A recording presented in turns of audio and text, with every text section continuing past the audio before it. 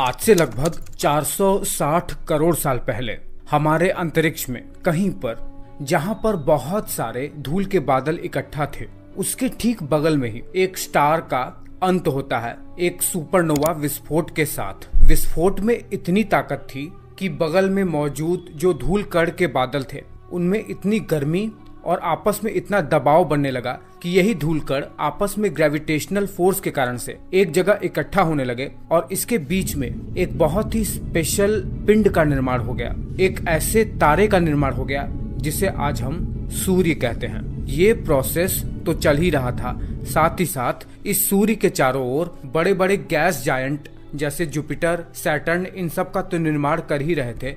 साथ ही साथ सूर्य के पास ही ये स्थलीय ग्रह जैसे बुध, पृथ्वी, मंगल, इन सब का भी निर्माण कर रहे थे।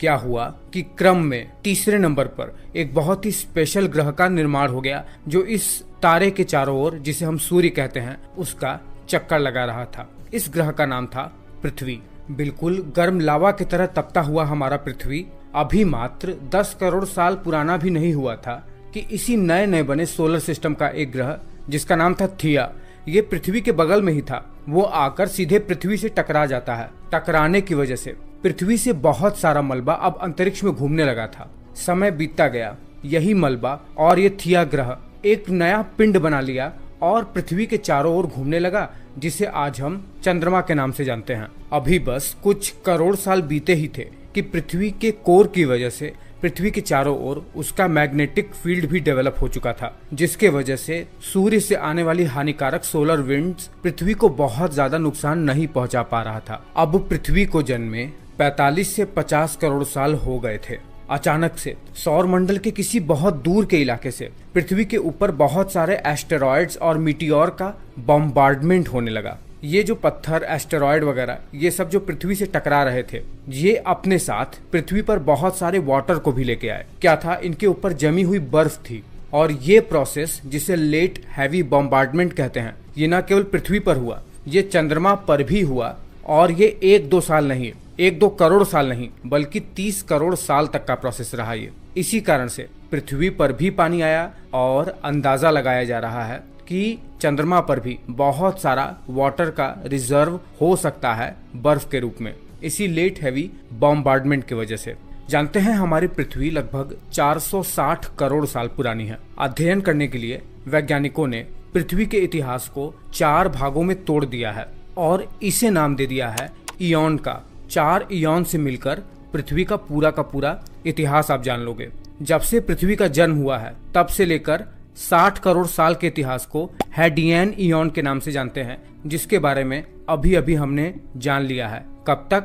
जब तक पृथ्वी पर लेट हैवी बॉम्बार्डमेंट हो रहा था तब तक हैडियन इयॉन का टाइम रहा। फिर उसके बाद आता है आर्कियन इयॉन जो कि 1.5 अरब साल तक चला।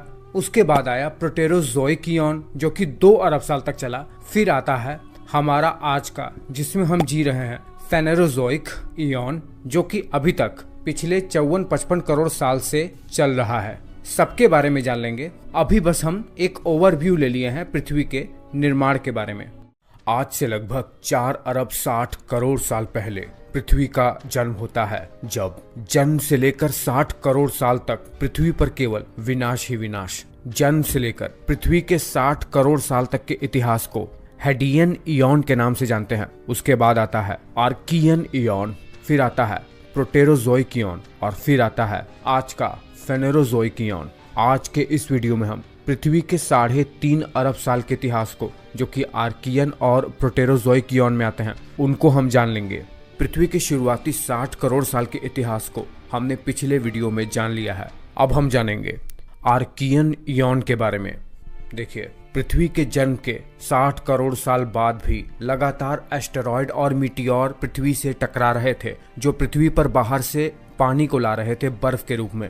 20 करोड़ साल बाद जब पृथ्वी पर चारों ओर पानी ही पानी हो गया था, समुद्र हो गया था, तब समुद्र के अंदर हाइपोथर्मल वेंट के पास कहीं पर, जहां पर मिनरल्स, गर्मी, पानी की व्यवस्था और सूर्य की किरण ये सब थी, वहां पर जन्म होता है पृथ्वी पर जीवन के पहले फॉर्म का, जो कि था फर्स्ट यूनिवर्सल कॉमन एंसेस्टर। ये क्या थे? ये समुद्र में तैरते हुए कुछ न्यूक्लियोटाइड्स थे जो कि आपस में जुड़कर आरएनए का निर्माण कर लेते हैं।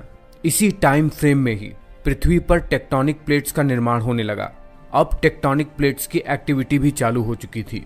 ये जो न्यूक्लियोटाइड्स थे जो आरएनए बना लिए थे, वो अब पृथ्वी पर सिंगल सेल ऑर्गेनिज्म का निर्माण कर लिए थे कुछ करोड़ों साल बाद, जिसे नाम दिया गया लास्ट यूनिवर्सल कॉमन एंसेस्टर, जो कि थे आर्किया और बैक्टीरिया। ये जो आर्किया है ये गर्म से गर्म टेम्परेचर और ठंडे से ठंडे टेम्परेचर में भी रह सकते थे, और ये जो बैक्टीरिया है ये सूर्य की किरण से और वातावरण में मौजूद मीथेन, कार्बन डाइऑक्साइड, सल्फर जैसे गैसेस की मदद से एनर्जी बनाते थे और ऑक्सीजन को वेस्ट प्रोडक्ट के रूप में बाहर एक्सक्रीट करते थे। इन बैक्टीरिया को साइनो बैक्टीरिया का नाम दिया गया, और आपको तो पता ही होगा उस समय ऑक्सीजन पृथ्वी पर था ही नहीं। ये साइनो बैक्टीरिया पृथ्वी पर मौजूद इन ग्रीन हाउस गैसेस को यूज करके एनर्जी तो बनाते ही थे, साथ ही साथ बहुत ही लार्ज अमाउंट में ऑक्सीजन पृथ्वी के वातावरण में छोड़ भी रहे थे, जिससे धीरे धीरे पृथ्वी पर ऑक्सीजन का लेवल बढ़ता ही जा रहा था। और जैसे ही वातावरण में ऑक्सीजन की मात्रा बढ़ी, पृथ्वी के क्रस्ट पर मौजूद जो आयरन के एटम थे वो ऑक्सीजन के साथ बाइंड होकर और सरफेस पर ही मौजूद सिलिका के एटम के साथ कंबाइंड होकर अर्थ के क्रस्ट पर ही बैंडेड आयरन ओर का निर्माण करने लगे थे। मतलब एक बैंड लाइक स्ट्रक्चर में पृथ्वी पर परत दर परत आयरन के ओर यानी आयरन के अयस्क अब पृथ्वी पर जमा होने लगे थे। ये बात तो आपको पता ही होगा कि लोहा जब ऑक्सीजन के संपर्क में आता है तो लोहे में जंग लग जाती है। ठीक ऐसा ही आज से 3-3.5 अरब साल पहले हो रहा था। जैसे जैसे ये साइनो बैक्टीरिया वातावरण में ऑक्सीजन की मात्रा बढ़ाते जा रहे थे, ये अपने लिए भी खतरा बनाते ही जा रहे थे, क्योंकि ये जो ऑर्गेनिज्म था ये पूरी तरीके से ग्रीन हाउस गैसेस पर ही डिपेंडेंट था। जब वातावरण में बहुत ज्यादा ऑक्सीजन हो गया तो ये ऑर्गेनिज्म अपनी सर्वाइवेबिलिटी खो चुका था अपने ही वेस्ट प्रोडक्ट ऑक्सीजन की वजह से। और आज से लगभग 2 अरब से 2.1 अरब साल पहले एक टाइम ऐसा आता है जब पृथ्वी पर बहुत ज्यादा ऑक्सीजन की मात्रा बढ़ जाती है कंपैरेटिवली पृथ्वी के जन्म के समय के वातावरण के मुकाबले। इसे ग्रेट ऑक्सीजनेशन इवेंट कहते हैं, और इसी इवेंट की वजह से ही ये साइनो बैक्टीरिया पृथ्वी पर सरवाइव नहीं कर पाए और एक्सटिंक्ट हो गए। इसीलिए इसे ऑक्सीजन कैटास्ट्रोफी के नाम से भी जानते हैं, और ये पृथ्वी पर पहला मास एक्सटिंक्शन था। इसी इवेंट के साथ ही पृथ्वी पर आर्कियन इयॉन का अब अंत होता है और शुरू होता है पृथ्वी पर प्रोटेरोजोइक इयॉन का। इसमें क्या होता है, जैसे ही ये प्रोटेरोजोइक इयॉन की शुरुआत होती है पृथ्वी पर अब ऑक्सीजन की मात्रा बहुत ज्यादा बढ़ने के कारण से पृथ्वी का टेम्परेचर अब कम होने लगता है, क्योंकि ग्रीन हाउस गैसेस भी अब कम हो जाती हैं। और एक समय ऐसा आता है जब पूरी की पूरी पृथ्वी एक बर्फ के गोले में तब्दील हो जाती है, जो कि पृथ्वी पर पहला आइस एज होता है। इसे कहते हैं हुरोलियन ग्लेशिएशन। ये हुरोलियन ग्लेशिएशन 20 से 30 करोड़ साल तक चलता है, और इसमें लाइफ मानो थम सी जाती है। धीरे धीरे पृथ्वी पर वातावरण अब शांत होता है, बर्फ पिघलना शुरू होती है, और पृथ्वी पर अब 1 अरब साल का बहुत ही बोरिंग साल होता है, जहाँ पर पृथ्वी पर कोई भी एक्टिविटी बहुत ही स्लो होती है, बहुत ज्यादा स्लो होती है। इसीलिए साइंटिस्ट्स ने इस बोरिंग टाइमलाइन को पृथ्वी का बोरिंग बिलियन का नाम दिया है, जिसमें 1 अरब साल तक पृथ्वी पूरी तरीके से बोरिंग अवस्था में चली जाती है। बर्फ पिघलता है बहुत ही धीरे धीरे रफ्तार से। पृथ्वी पर समुद्र फिर से तो आ ही जाता है, लेकिन अब कुछ बहुत ही यूनिक होने वाला है। ये आर्किया और बैक्टीरिया अभी भी पृथ्वी पर सरवाइव कर रहे थे। समुद्र के नीचे क्या होता है, ये आर्किया इन बैक्टीरिया को एनगल्फ कर लेती हैं, मतलब इन्हें खा लेती हैं और अपने अंदर ही स्टोर करके रख लेती हैं। ये बैक्टीरिया इन आर्किया को एनर्जी प्रोवाइड करा के देता है, और आर्किया बैक्टीरिया को अपने अंदर सुरक्षित करके रखता है। यहाँ से पृथ्वी पर एक बहुत ही यूनिक ऑर्गेनिज्म की शुरुआत होने वाली थी। पृथ्वी पर ऐसे जीवों की शुरुआत जिनके सेल्स में न्यूक्लियस था, डीएनए के चारों ओर एक मेम्ब्रेनस लेयर थी। ऐसे सेल्यूलर जीव को यूकैरियोटिक जीव का नाम दिया गया, और यहीं से यूकैरिया का जन्म होता है। हम जितने भी मनुष्य देखते हैं, बाकी के एनिमल्स, पौधे, पेड़ पौधे, ये सब मल्टी सेल्यूलर यूकैरियोटिक जीव ही होते हैं, और यूकैरियोटिक की शुरुआत यहीं से होती है। अब देखिए, सूर्य से हमेशा अल्ट्रा वायलेट रेस पृथ्वी पर तो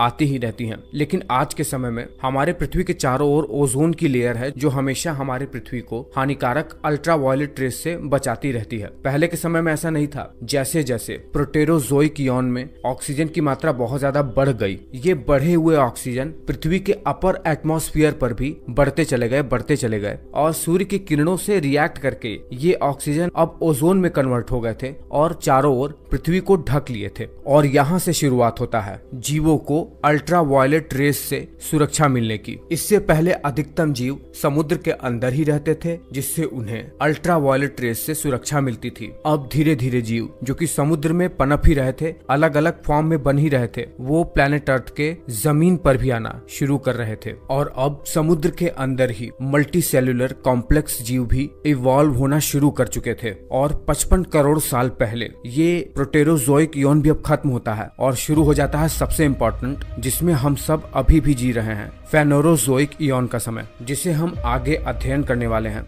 हमने पृथ्वी के इतिहास को समझने के लिए इन्हें 4 महाकल्पों में बांट दिया है, जिसे इंग्लिश में हम इयॉन कहते हैं। शुरुआत के 3 इयॉन्स को हमने पिछले के वीडियोस में जान लिया है। आज इस वीडियो में हम जो चौथा और सबसे महत्वपूर्ण इयॉन है, सबसे महत्वपूर्ण महाकल्प फेनोरोजोइक इयॉन, उसके बारे में हम अध्ययन करेंगे, जो पिछले 55 करोड़ साल से चल रहा है। शुरुआती 4 अरब साल में पृथ्वी पर बहुत सारी घटनाएं घटती हैं। कहीं पर साइनोबैक्टीरिया का जन्म होता है, कहीं पर किसी समय में, किसी टाइम फ्रेम में पृथ्वी पर ऑक्सीजन का उद्भव होता है, तो कहीं पर पृथ्वी एक बर्फ के गोले में तब्दील हो जाती है। लेकिन कमाल तो पृथ्वी पर 4 अरब साल बाद होता है, जब फेनोरोजोइक इयॉन की शुरुआत होती है। फेनोरोजोइक इयॉन को अध्ययन करने के लिए हमने इन्हें 3 एराज में बांट दिया है। पहला एरा है पैलियोजोइक एरा, दूसरा मीजोजोइक एरा और तीसरा सीनोजोइक एरा। आज इस वीडियो में हम 25 करोड़ साल लंबे इस पैलियोजोइक एरा को पढ़ेंगे, जिसे फर्दर आगे अध्ययन करने के लिए साइंटिस्ट्स ने इसे 6 पीरियड में बांट दिया है। शुरुआती पीरियड कैम्ब्रियन से हम शुरुआत करेंगे। पृथ्वी पर जब 4 अरब साल बीत गए, तब पृथ्वी पर चारों तरफ ऑक्सीजन ही ऑक्सीजन फैल चुका था। समुद्र में सबसे ज्यादा ऑक्सीजन था उस समय। पिछले के कुछ करोड़ साल में जब पृथ्वी पर पहली बार ऑक्सीजन आया था, तो धीरे धीरे पृथ्वी पर पहली बार सेल के अंदर न्यूक्लियस वाले यूकैरियोटिक ऑर्गेनिज्म जन्म ले चुके थे। यही यूकैरियोटिक ऑर्गेनिज्म आपस में जुड़ कर कॉम्प्लेक्स ऑर्गेनिज्म का अब निर्माण करने वाले थे। वैसे भी टेक्टोनिक प्लेट्स की एक्टिविटी की वजह से पृथ्वी पर बहुत सारे कैल्शियम, मैग्नीज जैसे कई सारे मिनरल्स पृथ्वी पर प्रचुर मात्रा में आ चुके थे। बस अब क्या था, पृथ्वी पर चारों ओर अब मल्टी सेल्यूलर जीव छा गए थे। हर तरफ देखो तो बस समुद्र में विचित्र जैसे दिखने वाले जीव पृथ्वी पर रूल कर रहे थे। ये पृथ्वी पर पहले एनिमल्स थे। साइंटिस्ट्स ने इस बहुत ही इम्पोर्टेंट पीरियड को नाम दिया है कैम्ब्रियन एक्सप्लोजन का। इससे पहले, कैम्ब्रियन एक्सप्लोजन से पहले पृथ्वी पर न तो कोई जानवर था, न ही पेड़ पौधे थे। इसी टाइम पर ही ग्रीन एल्गीज भी इवॉल्व हुई समुद्र के अंदर, और ये पीरियड, कैम्ब्रियन पीरियड, पृथ्वी पर लगभग 5 करोड़ साल तक चला, जिसमें अलग अलग जीव धीरे धीरे इवॉल्व होते गए। उसके बाद आता है ऑर्डिविशियन पीरियड। आपने कभी गोंडवाना सुपर कॉन्टिनेंट का नाम सुना है? जिस जमीन के टुकड़े में हमारा Bharat, south America, Africa, Australia जैसे कॉन्टिनेंट जुड़े हुए थे, वो पहली बार पृथ्वी पर फॉर्म होता है। और अब कैम्ब्रियन पीरियड में जो एल्गीज समुद्र पर थी, वो धीरे धीरे अब सागर के तट पर मौजूद नमी की वजह से सागर के तट पर भी पैदा होना शुरू हो गई थी। और ये पहली बार हुआ था कि जमीन पर कोई जीवित ऑर्गेनिज्म जन्म ले रहा था। यहीं से पृथ्वी पर पेड़ पौधे की जन्म की शुरुआत होने वाली थी। पृथ्वी पर चारों ओर हरी हरी ग्रीन एल्गीज, जिसे हम काई कहते हैं, वो फैल चुकी थी। और अब यही एल्गीज धीरे धीरे इवॉल्व होकर घास और छोटे छोटे पौधे बनने वाली थी। पृथ्वी पर इतना ज्यादा ग्रीन एल्गी फैल जाने की वजह से पृथ्वी पर ग्रीन हाउस गैसेस जैसे कार्बन डाइऑक्साइड और मीथेन जैसे गैसेस की मात्रा भी अब कम होने लगी थी, जिससे पृथ्वी का ओवरऑल टेम्परेचर कम होने लगा। इतना कम होने लगा कि पृथ्वी पर दूसरा आइस एज आ गया। पृथ्वी बस चारों तरफ से बर्फ से ढक गई थी और इसे नाम दिया गया ऑर्डिविशियन ग्लेशिएशन का। जब पृथ्वी पर बहुत ज्यादा बर्फ हो गई तो समुद्र भी धीरे धीरे जमने लगा और समुद्र के तट से पानी धीरे धीरे श्रिंक होकर पीछे की ओर हटने लगा, क्योंकि समुद्र तो धीरे धीरे जमकर अब ऊपर उठने लगा था। ऐसे कंडीशन में समुद्र के तट के पास जो जीव और मछलियां थी, जो अभी 4-5 करोड़ साल पहले ही इवॉल्व हुई थी, वो समुद्र के सिकुड़ जाने के कारण से बहुत भारी संख्या में मर गई और पृथ्वी पर दूसरा मास एक्सटिंक्शन देखा गया, जब पृथ्वी पर से लगभग 70-80% जानवर खत्म हो चुके थे, जिसे नाम दिया गया ऑर्डिविशियन एक्सटिंक्शन का। 4.5 करोड़ साल तक चला यह ऑर्डिविशियन पीरियड अब खत्म होता है और शुरू होता है सिल्यूरियन पीरियड, जो कि चला था लगभग 5 करोड़ साल तक। इस पीरियड में क्या होता है, बर्फ जब धीरे धीरे पिघलना शुरू हो जाती है, उसके बाद पृथ्वी पर मानो घास के चारों तरफ मैदान ही मैदान हो गए थे। पहली बार पृथ्वी पर धीरे धीरे पेड़ भी अब एवोल्यूट होने लगे थे। घास अब धीरे धीरे पौधे और पौधे धीरे धीरे पेड़ में इवॉल्व होना शुरू हो रहे थे। कई वैरायटी किस्म की मछलियां अब समुद्र में देखी जाने लगी थी और पृथ्वी पर पहली बार पहाड़ों का निर्माण होने लगा था। 5 करोड़ साल तक चला सिल्यूरियन पीरियड खत्म होने के बाद शुरू होता है एक बहुत ही महत्वपूर्ण पीरियड जिसे कहते हैं डेवोनियन पीरियड। इस पीरियड में पृथ्वी पर पहली बार पेड़ भी अब देखे जाने लगे। ऐसे वैसे पेड़ नहीं, बिल्कुल 30-30 मीटर लंबे ऊंचे ऊंचे पेड़। पृथ्वी पर पहली बार 4 लिम्ब वाले एनिमल्स डेवलप हो चुके थे समुद्र के अंदर। ये मछलियां ही थी जिनके 4 लिम्ब अब एवोल्यूट हो चुके थे, 2 आगे हाथ और 2 पीछे पैर। ये बहुत बड़ी घटना थी। देखिए, पृथ्वी पर जीवन तो पनप ही रहा था, साथ ही साथ पृथ्वी के टेक्टोनिक प्लेट्स की एक्टिविटी भी हो रही थी। प्लेट्स आपस में टकरा भी रहे थे प्लस स्प्लिट भी हो रहे थे। ऐसे कंडीशन में समुद्र के अंदर चारों ओर टेक्टोनिक प्लेट्स की एक्टिविटी की वजह से मिनरल्स की मात्रा और ज्यादा बढ़ने लगी और इसी कंडीशंस का फायदा उठाकर पहली बार ऑक्सीजन को अपना भोजन बनाने वाला बैक्टीरिया समुद्र में पनपता है। ये इतना ज्यादा समुद्र से ऑक्सीजन को ग्रहण करने लगता है, इतना ज्यादा ऑक्सीजन ये कंज्यूम करता है कि समुद्र के अंदर ऑक्सीजन की मात्रा अब बहुत ज्यादा कम हो जाती है। और जब समुद्र में ऑक्सीजन की मात्रा बहुत ज्यादा कम हो जाती है, तब पृथ्वी पर आता है तीसरा मास एक्सटिंक्शन, जिसमें 70% एनिमल्स जो कि समुद्र के अंदर थे, उस समय तो अधिकतम जीव समुद्र के अंदर ही थे, वो खत्म हो चुके थे। और जब समुद्र के अंदर ऑक्सीजन की मात्रा बहुत ज्यादा कम हो गई, तब एक बहुत ही स्पेशल मछली जिसके 4 लिम्ब थे, 2 छोटे छोटे हाथ थे और 2 छोटे छोटे पैर थे, वो धीरे धीरे करके समुद्र के बाहर आती है सांस लेने के लिए। फिर समुद्र में जाती है, तैरती है, फिर बाहर आती है, सांस लेती है। धीरे धीरे करते करते पृथ्वी पर पहली बार लैंड एनिमल्स का अब आगमन होने वाला था। ये जो स्पेशल मछली है जो बार बार आती है सांस लेने के लिए जमीन पर, इसे नाम दिया गया टिक्टालिक का। टिक्टालिक जब बार बार समुद्र के बाहर आती सांस लेने के लिए, तो नेचर ने इसी मछली के अंदर एक बहुत ही स्पेशल ऑर्गन का निर्माण करना शुरू कर दिया, जो कि बहुत ज्यादा सिमिलर था हमारे आज के फेफड़े के। पृथ्वी पर पहली बार अब लंग लाइक स्ट्रक्चर अब डेवलप होने वाला था। 6 करोड़ साल बाद जब डेवोनियन पीरियड खत्म हो गया, तब चालू होता है कार्बोनिफेरस पीरियड, जो कि चला था लगभग 4.7 करोड़ साल तक। यही टिक्टालिक मछली जो कि धीरे धीरे जमीन पर आ रही थी, इवॉल्व होकर जमीन पर पहली बार टेट्रापॉड यानी 4 पैरों पर चलने वाले जीव में एवोल्यूट हो गई। और इसी की वजह से ही पृथ्वी पर अब पहली बार एम्फीबियंस, जो कि पानी में भी रहते थे और जमीन पर भी रह सकते थे, ऐसे जीव डेवलप हो गए। और इसी एम्फीबियंस की वजह से ही पृथ्वी पर पहली बार रेप्टाइल्स का भी जन्म होता है, जैसे मगरमच्छ हो गया, कछुआ, सांप वगैरह, ये सब भी अब जन्म लेना शुरू कर दिए थे। इस पीरियड में पृथ्वी पर पहली बार उड़ने वाले जीव भी डेवलप हुए, जैसे मक्खी वगैरह। लेकिन आपको ये बता दें कि इस पीरियड में पृथ्वी पर ऑक्सीजन की मात्रा बहुत ज्यादा थी, लगभग 35% तक थी, ऐसा साइंटिस्ट्स ने अध्ययन करके बताया है। ऑक्सीजन की मात्रा वातावरण में बहुत ज्यादा होने के कारण से 6 फुट लंबे सेंटीपीड्स, 6 फुट लंबे बिच्छू, ये सब इस काल में देखा जाना बहुत ही आम बात थी। जब पृथ्वी पर ऑक्सीजन की मात्रा बहुत ज्यादा हो गई थी, तो ये जो नए नए जमीन पर पेड़ पौधे एवोल्यूट हुए थे, वो ऑक्सीजन की मात्रा बहुत ज्यादा होने के कारण से जलकर धीरे धीरे खाक होने लगे थे। जंगलों में बहुत ज्यादा आग लगती थी उस समय, इसीलिए जो उस जमाने में जो पेड़ जलकर खाक हुए थे, वो धीरे धीरे जमीन के नीचे दब गए और आज के समय में हम उन्हें कोयला कहते हैं, कोल कहते हैं, जिसके वजह से ही हम न जाने कितने पावर प्लांट को चला रहे हैं। उसके बाद 4.7 करोड़ साल बाद जब कार्बोनिफेरस पीरियड खत्म होता है, तब शुरू होता है पैलियोजोइक एरा का लास्ट पीरियड, जिसे कहते हैं पर्मियन पीरियड। इस पीरियड में पृथ्वी की जो जमीन है वो आपस में जुड़कर टेक्टोनिक प्लेट्स की एक्टिविटी के कारण से एक बहुत ही बड़ा लैंड मास बनाती है, जिसे पैंजिया सुपर कॉन्टिनेंट का नाम दिया गया। पृथ्वी पर चारों तरफ लैंड एनिमल्स अब फैल चुके थे। अब 4 पैरों पर चलने वाले जीव, हम मैमल्स जैसे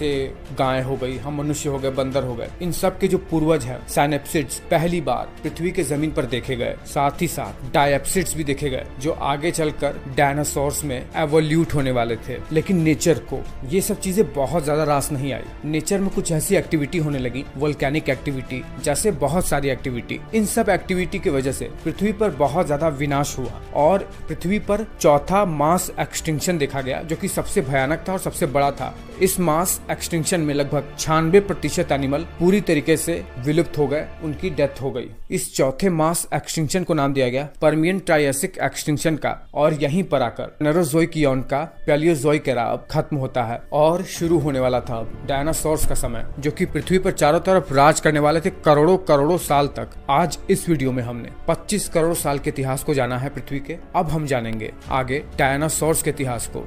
देखिए, जब ये पैलियोजोइक एरा खत्म हो रहा था उसी समय एक बहुत बड़ा प्रलय आता है पृथ्वी पर। इतना बड़ा प्रलय कि इस प्रलय में लगभग 96% एनिमल जो उस समय जीवित थे वो पूरी तरीके से खत्म हो गए, उनका नामो निशान पृथ्वी पर से खत्म हो गया था। ये लगभग आज से 25 करोड़ साल पुरानी बात है। 28 करोड़ साल जब इस फेनेरोजोइक इयॉन के बीच जाते हैं, यानी ये जो पैलियोजोइक एरा है वो जब खत्म होता है, तब शुरू होता है मीजोजोइक एरा, जिस एरा में धीरे धीरे डायनासोर्स का जन्म होता है। ये जो मीजोजोइक एरा है ये भी लगभग 18 से 19 करोड़ साल तक चला था, कोई मामूली बात नहीं है। इसीलिए इस इतने लंबे 18 करोड़ साल के इतिहास को समझने के लिए हमें इसे फर्दर 3 भागों में बांटना पड़ेगा। पहला पीरियड इसका है ट्रायसिक पीरियड, दूसरा है इसका जुरासिक पीरियड, और तीसरा पीरियड है इसका क्रिटेशियस पीरियड। आज इस वीडियो में हम क्या काम करते हैं, मीजोजोइक एरा के इस ट्रायसिक पीरियड को थोड़ा सा जान लेते हैं। जैसे ही ये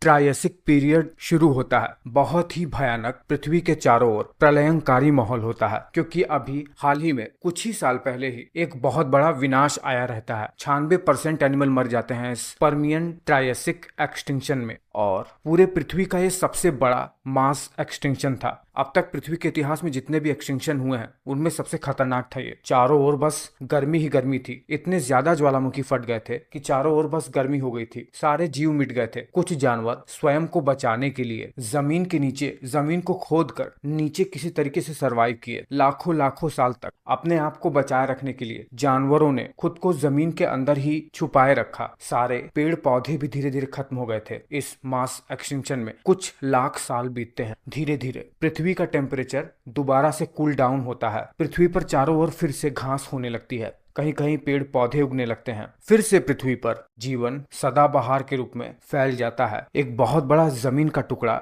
जो कि पृथ्वी पर एक साथ जुड़ा हुआ था। आपको बता दें कि उस समय कोई भी इंडिया नहीं था, कोई भी ऑस्ट्रेलिया, कोई अमेरिका, कुछ नहीं था। एक बड़ा सा जमीन का टुकड़ा था जिसे पैंजिया कहते हैं। वो अब टूटकर कई टुकड़ों में विभक्त होकर मूवमेंट करना शुरू कर देता है। जिम्नोस्पर्म फ्लोरा, पेड़ पौधे, ये सब उगना शुरू हो गए थे। इक्थियोसॉरस और नोटोसॉरस जैसे कई मरीन जानवर अब डोमिनेंट प्रीडेटर के रूप में समुद्र और जमीन पर भी, जो कि रेप्टाइल थे, वो अब राज करने लगे थे। और हम सभी मैमल्स का जो सबसे बड़ा एंसेस्टर है साइनेप्सिड्स, अब पृथ्वी पर कॉमन हो गए थे। लेकिन एक सबसे बड़ा स्पॉटलाइट जाता है आर्कोसॉरस नाम के एक जानवर पे, जो कि जमीन पर पूरी तरीके से फैल गया था। एक रेप्टाइल था ये, और ये रेप्टाइल एक बहुत बड़ी क्रांति लाने वाला था धरती के इतिहास में, क्योंकि यही रेप्टाइल आर्कोसॉरस धीरे धीरे इवॉल्व होकर क्रोकोडाइल्स, टेरोसॉरस और डायनासोरस में इवॉल्व होने वाला था। धीरे धीरे टेरोसॉरस, जो कि धरती पर पहला ऐसा जानवर था जिसके पंख थे और वो उड़ सकता था,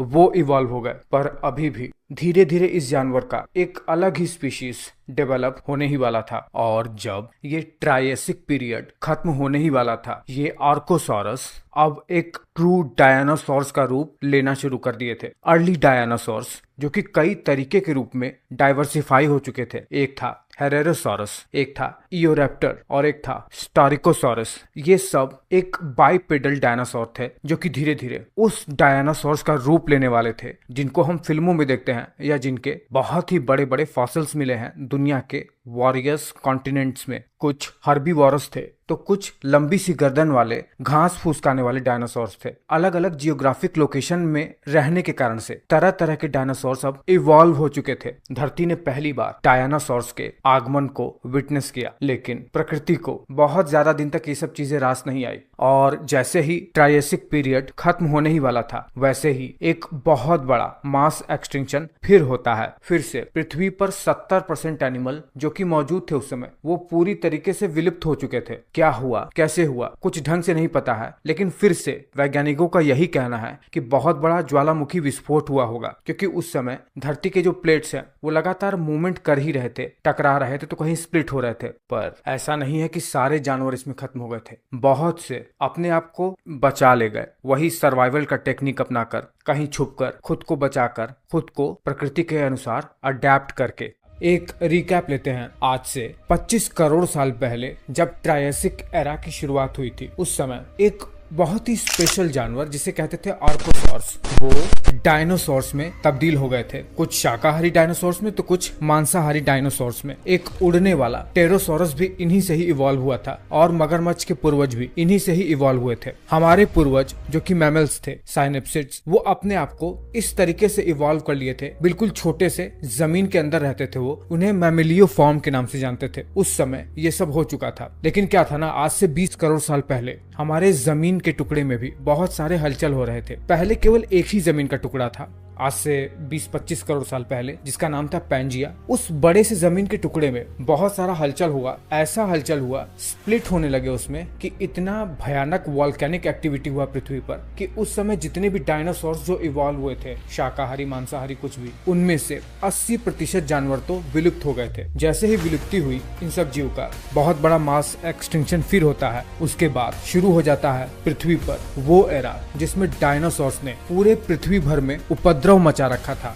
जी हाँ, जिनके नाम पर आपने बहुत सारी फिल्में भी देख रखी हैं। नाम है उसका जुरासिक पीरियड। जब पृथ्वी पर जुरासिक पीरियड की शुरुआत होती है, तब तक जो पिछले डायनासोर्स इवॉल्व हुए थे, उनमें से केवल थेरोपॉड्स जो कि मांसाहारी थे, और सौरोपॉड्स जो कि शाकाहारी थे, और उड़ने वाले टेरोसॉर्स और डायनासोरियन आर्कोसॉर्स, बस वो ही जीवित थे डायनासोर्स की फैमिली में। और मैमल्स में हमारे चूहे जैसे छोटे से दिखने वाले मैमिलियो फॉर्म तो जीवित थे ही। अब इन्हीं सब कुछ बचे हुए जीवों से पृथ्वी पर दोबारा से जीवन शुरू होने वाला था। जैसे ही जुरासिक पीरियड की शुरुआत होती है, पृथ्वी पर ऑक्सीजन की मात्रा बहुत कम होती है उस समय, इसलिए सारे जीव खुद को इस तरीके से इवॉल्व कर लेते हैं अपने सर्वाइवल के लिए कि उन्हें कम से कम ऑक्सीजन में अपना काम चलाना पड़े। छोटा सा शरीर हो गया था सबका, ताकि कम से कम भोजन, कम से कम ऑक्सीजन में अपना गुजारा कर सकें। ये जो मांसाहारी थेरोपॉड्स थे, उन्होंने स्वयं को डायलोफोसॉरस, जो कि एक बहुत ही खतरनाक डायनासोर थे उस जमाने के, छोटे से ही थे, बहुत ज्यादा छोटे नहीं थे, पर इतने बड़े थे कि सामने वाले को अपने प्रेजेंस मात्र से ही डरा दे। इनके गले से एक बहुत ही जहरीला तत्व निकलता था, किसी के भी ऊपर उगल कर ये उसे अधमरा करके बहुत ही बुरी तरीके से खाते थे। और ये कोइलोफाइसिस, ये तो और भी खतरनाक था। इसके दांत इतने पैने थे कि किसी भी शाकाहारी जानवर के तो ये हड्डी भी चबा जाता था। और ये सौरोपॉड्स एक वोल्केनोडॉन नाम के डायनासोर्स में इवॉल्व हो गए थे। ये उस समय भी घास फूस और प्लांट्स ही खाते थे, इसीलिए बड़े ही प्यारे से थे।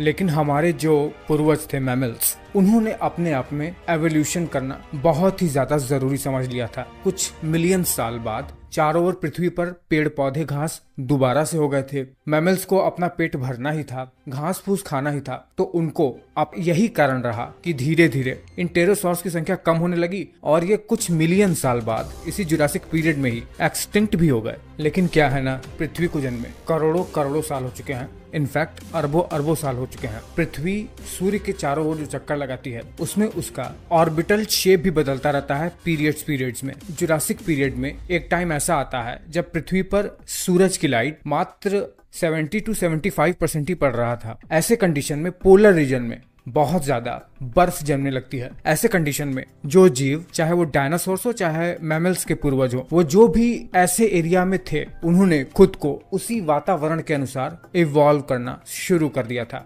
डायनासोर्स इतने ठंडे वातावरण में खुद को सरवाइव करने के लिए नए नए टैक्टिक्स अपनाना शुरू कर दिए थे। जैसे ये कोइलोफाइसिस डायनासोर है, इसने खुद को ठंडे वातावरण में इवॉल्व करने के लिए अपने ऊपर पंखों को उगाना शुरू कर दिया था। धीरे धीरे इनमें ऐसे स्ट्रक्चर डेवलप होने लगे जो इनके बॉडी के हीट को बचाए भी रखे, प्लस ये उड़ भी सकें। और धीरे धीरे यही डायनासोर्स कोइलोफाइसिस दुनिया में पहले ऐसे जीव बने जो उड़ सकते थे, दुनिया में पहले ऐसे जीव बने जो आज मॉडर्न बर्ड का रूप लेने वाले थे। जितने भी कौवे, तोते जितने भी हैं, वो डायरेक्टली इनडायरेक्टली कोइलोफाइसिस से जुड़े हुए हैं। मैमल्स जो छोटे से चूहे के रूप में थे, वो अब अपने ऊपर फर को डेवलप करना शुरू कर दिए थे ताकि वो ठंड से बच सके, खासतौर से जो ठंडे इलाके में थे। पर जहाँ पर हरियाली थी इक्वेटर वाले रीजन में, वहां पर अब पेड़ पौधे बहुत ज्यादा उग गए थे, लंबे लंबे ट्रीज हो गए थे। इसीलिए जो शाकाहारी सौरोपॉड्स थे उन्होंने खुद में और एवोल्यूशन किया और वो और भी बड़े बड़े डायनासोर्स में अब इवॉल्व होने लगे। इतने बड़े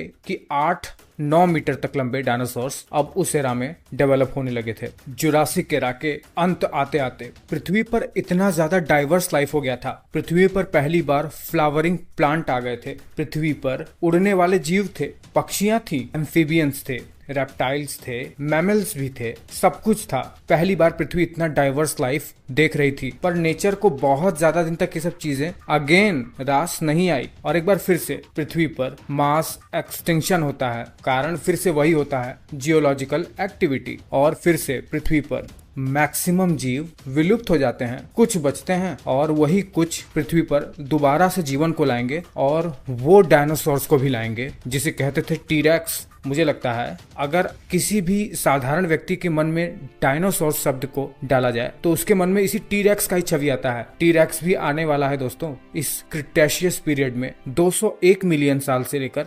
145 मिलियन साल तक ये जुरासिक पीरियड चलता है और इस मास एक्सटिंक्शन के साथ खत्म हो जाता है और चालू हो जाता है क्रिटेशियस पीरियड। जब क्रिटेशियस पीरियड शुरू हुआ ही होता है उस समय पृथ्वी पर ज्वालामुखी एक्टिविटी के कारण से चारों ओर बस कार्बन ही कार्बन फैला हुआ था, कार्बन डाइऑक्साइड की गैसेस, और पृथ्वी का वातावरण बहुत ज्यादा गर्म था। इस गर्म वातावरण को ठंडा होने में लाखों लाखों साल लग गए। इसी बीच जो बचे कुचे जानवर थे उनको सरवाइव करने में बहुत ज्यादा दिक्कत होने लगी।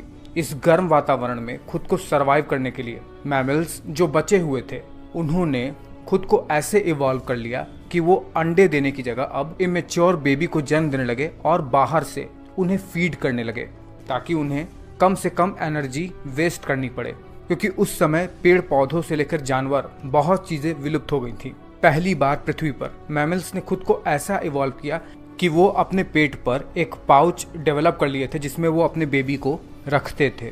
मैंने आपको पिछले वीडियो में बताया था कि डायनासोर्स 2 प्रकार के होते थे। एक वो जिनकी हिप बर्ड लाइक होती थी जिसे ऑर्निथिस्चियन कहते थे, जो कि मोस्टली शाकाहारी होते थे। वो कई सारे डायनासोर्स में धीरे धीरे इवॉल्व होते होते स्टेगोसॉरस, जो कि आगे चलकर सबसे खतरनाक ऑर्निथिस्चियंस में एवोल्यूट हो गए थे, ट्राइसेराटॉप्स, जिनके चेहरे पर 3 बड़े बड़े हॉर्न की हिप बोन लिजर्ड लाइक थी। उनमें भी मैंने आपको बताया था वो 2 प्रकार के होते थे, एक शाकाहारी एक मांसाहारी। शाकाहारी डायनासोर्स बहुत कम बचे हुए थे इस पीरियड में, क्रिटेशियस पीरियड में, जैसे अर्जेंटिनोसॉरस और ब्रैकियोपोसाइडन जैसे कुछ शाकाहारी लंबी गर्दन वाले डायनासोर्स ही बचे थे।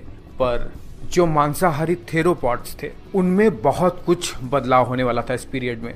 सबसे खतरनाक मेगैलोसॉरस अब अपने अंदर एवोल्यूशन करके खुद को इस गर्म वातावरण में सरवाइव करने के लिए स्वयं को स्पाइनोसॉरस में एवोल्यूट कर लेता है, जो अपने गले के अंदर एक पाउच जैसी संरचना को डेवलप कर लेता है, जिससे वो ज्यादा से ज्यादा ऑक्सीजन अपने इस पाउच में इकट्ठा करके फिर हायर कॉन्सेंट्रेशन के साथ फेफड़े में इस ऑक्सीजन को भेजे, जिससे ये आसानी से सरवाइव कर सके। उस समय ऑक्सीजन बहुत कम हो गया था और कार्बन डाइऑक्साइड बहुत ज्यादा हो गई थी एयर में। पर कुछ सालों बाद यही स्पाइनोसॉरस जमीन पर बहुत ज्यादा चैलेंजेस फेस करने लगा। जमीन पर उसे शिकार मिल ही नहीं रहे थे, इसीलिए ये खुद को बचाने के लिए समुद्र की तरफ रुख करता है, जहां पर बहुत सारी मछलियां इसके भोजन के लिए पर्याप्त मात्रा में थी। समुद्र में अपने आप को एवोल्यूट करने के लिए इस स्पाइनोसॉरस ने अपने दांत को इतना शार्प कर लिया कि ये एक अच्छे खासे मोटे लाइमस्टोन के पत्थर को भी चबा के चकनाचूर कर दे, इतना शार्प हो गया था।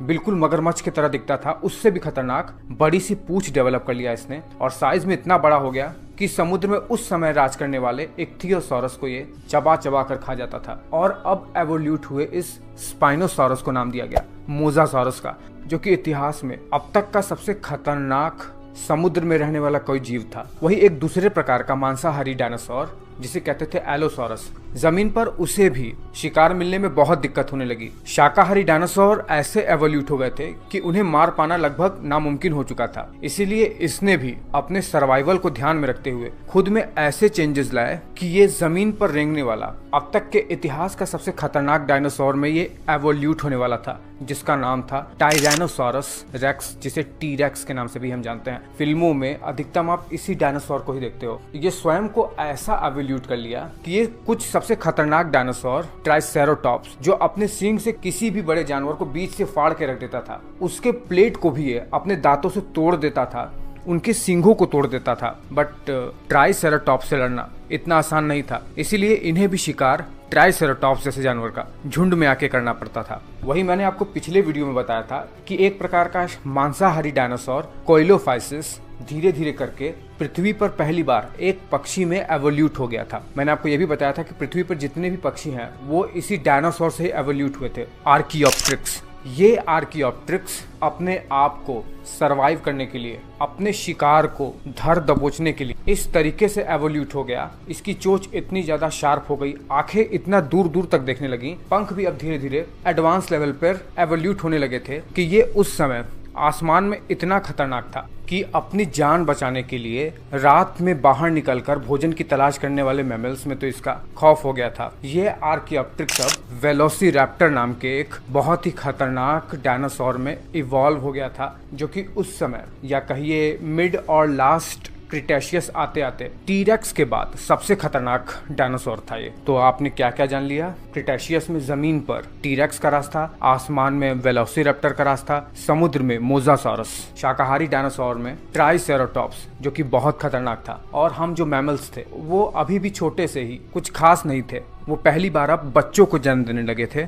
बट आज से 66 मिलियन साल पहले कुछ बहुत ही खतरनाक होने वाला था। आसमान से एक ऐसी आफत आ रही थी जो इन डायनासोर्स को और बहुत सारे जीव को पृथ्वी पर से खत्म करने वाली थी। बहुत सारे, आज से 6.6 करोड़ साल पहले, मतलब 66 मिलियन साल पहले, एक 10 किलोमीटर बड़ा मीटियोर पृथ्वी की तरफ बहुत ही तेजी से बढ़ रहा था, लगभग 70,000 किलोमीटर प्रति घंटा की रफ्तार से।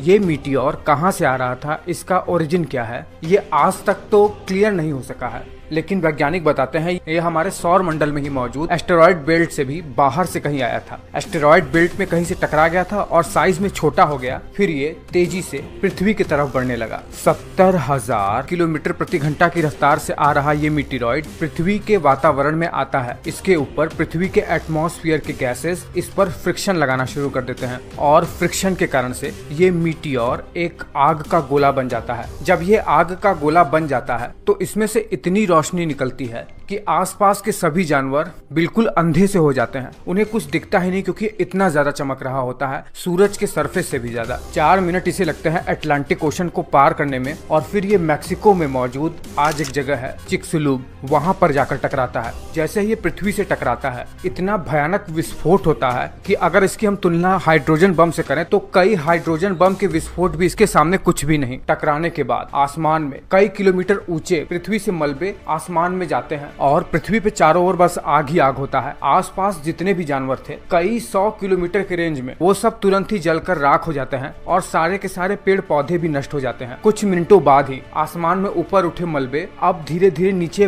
ग्रेविटी के कारण गिरने लगते हैं, और दूर दूर तक, पृथ्वी के दूर दूर कोने तक ये गिरते हैं, जिसके कारण से जो डायनासोर्स पृथ्वी पर टहल रहे होते हैं उस इम्पैक्ट वाले रीजन से दूर भी, वो भी अब जलकर खाक होने लगते हैं इस मलबे के नीचे गिरने की वजह से। टकराने की वजह से पृथ्वी पर इतना तेज भूकंप आता है, रिक्टर स्केल पर 11 से भी ज्यादा, कि भूकंप की वजह से समुद्र में बहुत ही ऊंचे ऊंची लहरें वाली सुनामी आने लगती हैं। सुनामी की वजह से तटों पर मौजूद न जाने कितने जानवर और पेड़ पौधे विलुप्त हो जाते हैं। अभी तो बस शुरुआत ही है। इम्पैक्ट इतना तेज हुआ था कि अब पृथ्वी पर मौजूद जो भी धूल के कण थे, जो भी छोटे छोटे पार्टिकल्स थे पृथ्वी पर, वो सब अब धूल की आंधी बनकर पृथ्वी पर चारों तरफ फैलना शुरू कर दिए। भूकंप की वजह से अब ज्वालामुखी एक्टिविटी भी चालू हो जाती है, और चारों तरफ बस लावा ही लावा फैल जाता है। देखिए क्या होता है, धूल के तूफान के वजह से, जो कि 6000 किलोमीटर प्रति घंटा की रफ्तार से चल रहा था, उसके वजह से पूरा का पूरा वातावरण धूल की एक लेयर से ढक जाता है, जिसकी वजह से पृथ्वी पर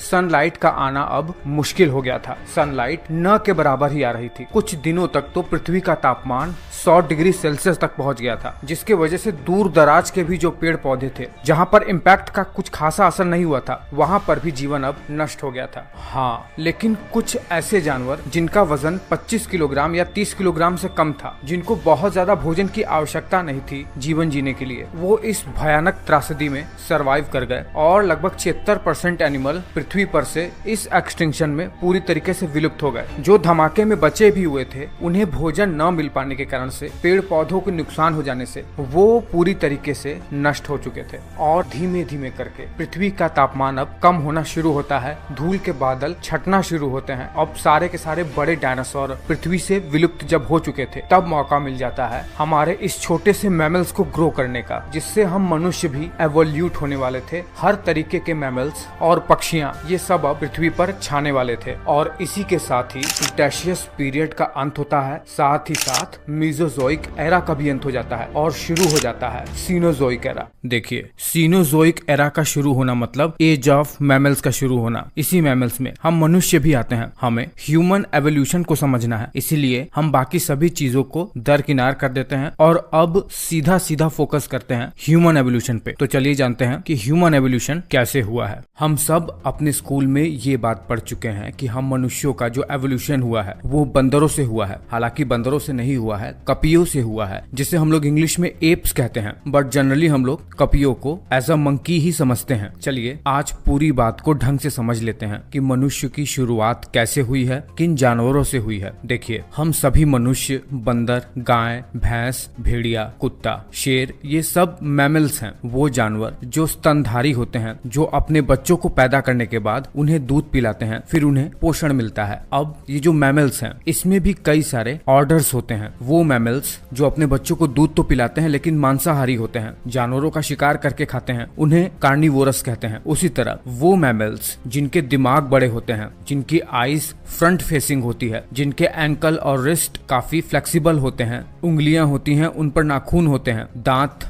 2:1:2:3 के रेशियो में होते हैं, ऐसे मैमल्स को प्राइमेट्स कहते हैं, जिसमें बंदर आते हैं, लंगूर आते हैं, चिंपैंजी, बोनोबस और हम मनुष्य भी आते हैं। इसलिए याद रखिएगा, हम मैमल्स प्राइमेट्स ऑर्डर में आते हैं। ये शब्द प्राइमेट्स आपको बार बार सुनने को मिलेगा। अब इन प्राइमेट्स की उत्पत्ति कैसे हुई है, हमें यही जानना है। देखिए, जब डायनासोर्स का अंत होने वाला था, लगभग आज से 6.6 करोड़ साल पहले, तब उसी समय धीरे धीरे प्राइमेट्स का उद्भव होना शुरू हुआ था। वैसे तो वैज्ञानिक ये बताते हैं कि प्राइमेट्स का उद्भव डायनासोर्स के अंत से लगभग 2-2.5 करोड़ साल पहले से ही हो चुका था, लेकिन उसके अभी कोई पुख्ता प्रमाण नहीं है। बहुत कठिन है ऐसे एनिमल्स के फॉसिल्स को ढूंढ निकालना। बट वैज्ञानिकों को एक ऐसा फॉसिल मिला जो ये बताता है कि प्राइमेट्स आज से 6.6 करोड़ साल पहले पृथ्वी पर मौजूद थे। छुछुंदर की तरह छोटे से थे, पेड़ों पर रहते थे, उनके दांत और उनके एंकल ये बताते थे कि ये प्राइमेट्स ही हैं। ये ऐसा फॉसिल्स के अध्ययन करने पे पता लगा। ये जो फॉसिल्स मिला जो ये बताता है कि प्राइमेट्स आज से 6.6 करोड़ साल पहले भी जिंदा थे। इस फॉसिल को नाम दिया गया, या कहिए इस फॉसिल वाले एनिमल को नाम दिया गया पर्गोटोरियस का। ये पूरी तरीके से तो प्राइमेट नहीं था, छुछुंदर की तरह था छोटा सा, लेकिन इसे प्राइमेट्स का सबसे करीबी रिश्तेदार बताया गया। लेकिन आज से 5.6 करोड़ साल पहले, मतलब इस पर्गोटोरियस के 1 करोड़ साल बाद, पृथ्वी पर ट्रू प्राइमेट्स, बिल्कुल बंदरों की तरह दिखने वाले एनिमल्स जन्म ले चुके थे। उनका एवोल्यूशन हो चुका था इसी छुछुंदर जैसे एनिमल से ही। ये जो एनिमल्स थे जो बिल्कुल बंदरों की तरह दिखते थे, इन्हें नाम दिया गया एडिपिड्स का और ओमोमाइट्स का। 2 तरीके के बंदर उस समय इवॉल्व हो चुके थे। देखिए, मेडागास्कर में एक एनिमल पाया जाता है, नाम है उसका लीमर्स, जैसा अभी आप अपने स्क्रीन पर देख रहे हैं। चूंकि मेडागास्कर पूरे दुनिया भर के रीजन से कनेक्टेड नहीं है लैंड के थ्रू, इसीलिए ये जो बंदर हैं लीमर्स, इनका पूरी तरीके से एवोल्यूशन नहीं हो सका। ये किसी भी अन्य जीव से मिक्स नहीं हो पाए, इसीलिए ये बाकी जीवों से काफी अलग है। ये जो एडिपिड्स हैं, ये इसी लीमर्स के पूर्वज हैं और ये भी प्राइमेट्स में आता है। और ये जो ओमोमाइट है, ये जो आप अपने स्क्रीन पे देख रहे हैं टार्सियर, इसे टार्सियर कहते हैं। ये साउथ ईस्ट एशिया में पाया जाता है। ये इस ओमोमाइट प्राइमेट से एवोल्यूट हुआ। ये जो दोनों हैं एडिपिड्स और ओमोमाइट्स, इनमें लंबी लंबी पूंछ थी, इनकी आंखें सामने की ओर देख सकती थी, फ्रंट फेसिंग थी, इनके दांत 2:1:2:3 के रेशियो में था और इनके एंकल बिल्कुल प्राइमेट्स की तरह ही थे, एंकल और रिस्ट दोनों ही। अभी तक जिन जिन एनिमल्स के बारे में हमने जाना वो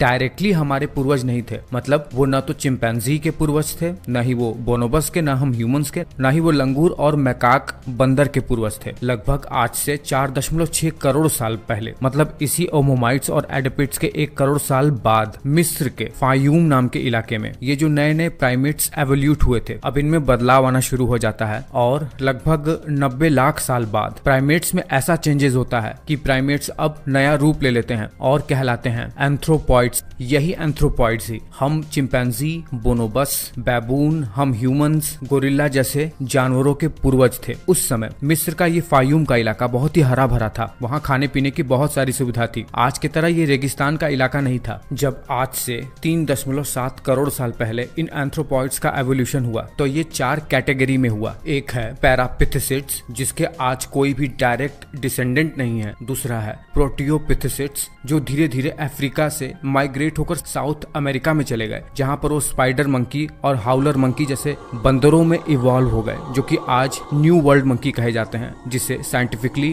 प्लेटाराइन्स भी कहते हैं। ये ओल्ड वर्ल्ड मंकी से, जैसे मैकाक बंदर से काफी अलग बंदर हैं। तीसरा है प्रोप्लियोपिथेसिड्स, यही है ओल्ड वर्ल्ड मंकी, और गोरिल्ला, बोनोबस और हम ह्यूमंस आते हैं, ये धीरे धीरे इवॉल्व हुए हैं। और चौथा है ओलिगोपिथेसिड्स, जिसका आज के समय में कोई डायरेक्ट डिसेंडेंट नहीं बचा हुआ है। तो हम ह्यूमंस, गोरिल्ला, चिंपैंजी, बोनोबस और बंदर जैसे ये सब जानवर कहाँ से आए हैं? ये आए हैं एंथ्रोपॉइड्स से। एंथ्रोपॉइड्स में भी प्रोप्लियोपिथेसिड्स से आए हैं। एक बार समराइज कर देता हूँ। आज से 6.6 करोड़ साल पहले चुचुंदर जैसे प्राइमेट्स होते थे, जिसे परगोटोरियस कहते थे। आज से 5.6 करोड़ साल पहले यही चुचुंदर जैसे जानवर ओमोमाइट्स और एडिपिड्स जैसे छोटे छोटे प्राइमेट्स में इवॉल्व हो गए। फिर जब कुछ समय बीता, लगभग 1.5 करोड़ साल बाद एक नई तरीके की प्राइमेट की स्पीशीज इवॉल्व होते हैं, जिसे एंथ्रोपॉइड्स कहते हैं। ये भी 4 कैटेगरी में थे। कुछ आज के समय में विलुप्त हो गए हैं, कुछ माइग्रेट हो गए थे साउथ अमेरिका में, जो कि न्यू वर्ल्ड मंकी में इवॉल्व हो चुके हैं आज के समय में, और कुछ वही अफ्रीका में रह गए और ओल्ड वर्ल्ड मंकी में तब्दील हो गए, जिसे कैटाराइन्स भी कहते हैं हम लोग। अब आगे की कड़ी में हम ये जानेंगे कि कैसे ये बोनोबस, गोरिल्ला, चिंपैंजी और ह्यूमन धीरे धीरे करके इवॉल्व होते हैं और पूरे प्लेनेट अर्थ पे छा जाते हैं, खासतौर से ह्यूमन। आगे की बात जानना शुरू करते हैं। देखिए, जब एंथ्रोपॉइड्स का जन्म हो गया था आज से 3.7 करोड़ साल पहले, तब धीरे धीरे उनमें एवोल्यूशन आता रहा। जैसा कि मैंने आपको पिछले की वीडियो में बता रखा है कि एवोल्यूशन ऐसा नहीं है कि कल एक बच्चा पैदा होगा वो अपने माता पिता से बिल्कुल अलग ही पैदा हो, ये बिल्कुल भी संभव नहीं है। एवोल्यूशन हमेशा धीरे धीरे होता है और वो लाखों लाखों साल तक चलता है, तब कहीं जाकर परिवर्तन आता है। ठीक इसी कड़ी में आज से लगभग 2.3 करोड़ साल पहले इन्हीं एंथ्रोपॉइड्स में से जो अफ्रीका में रह गए थे, उसमें से एक नई शाखा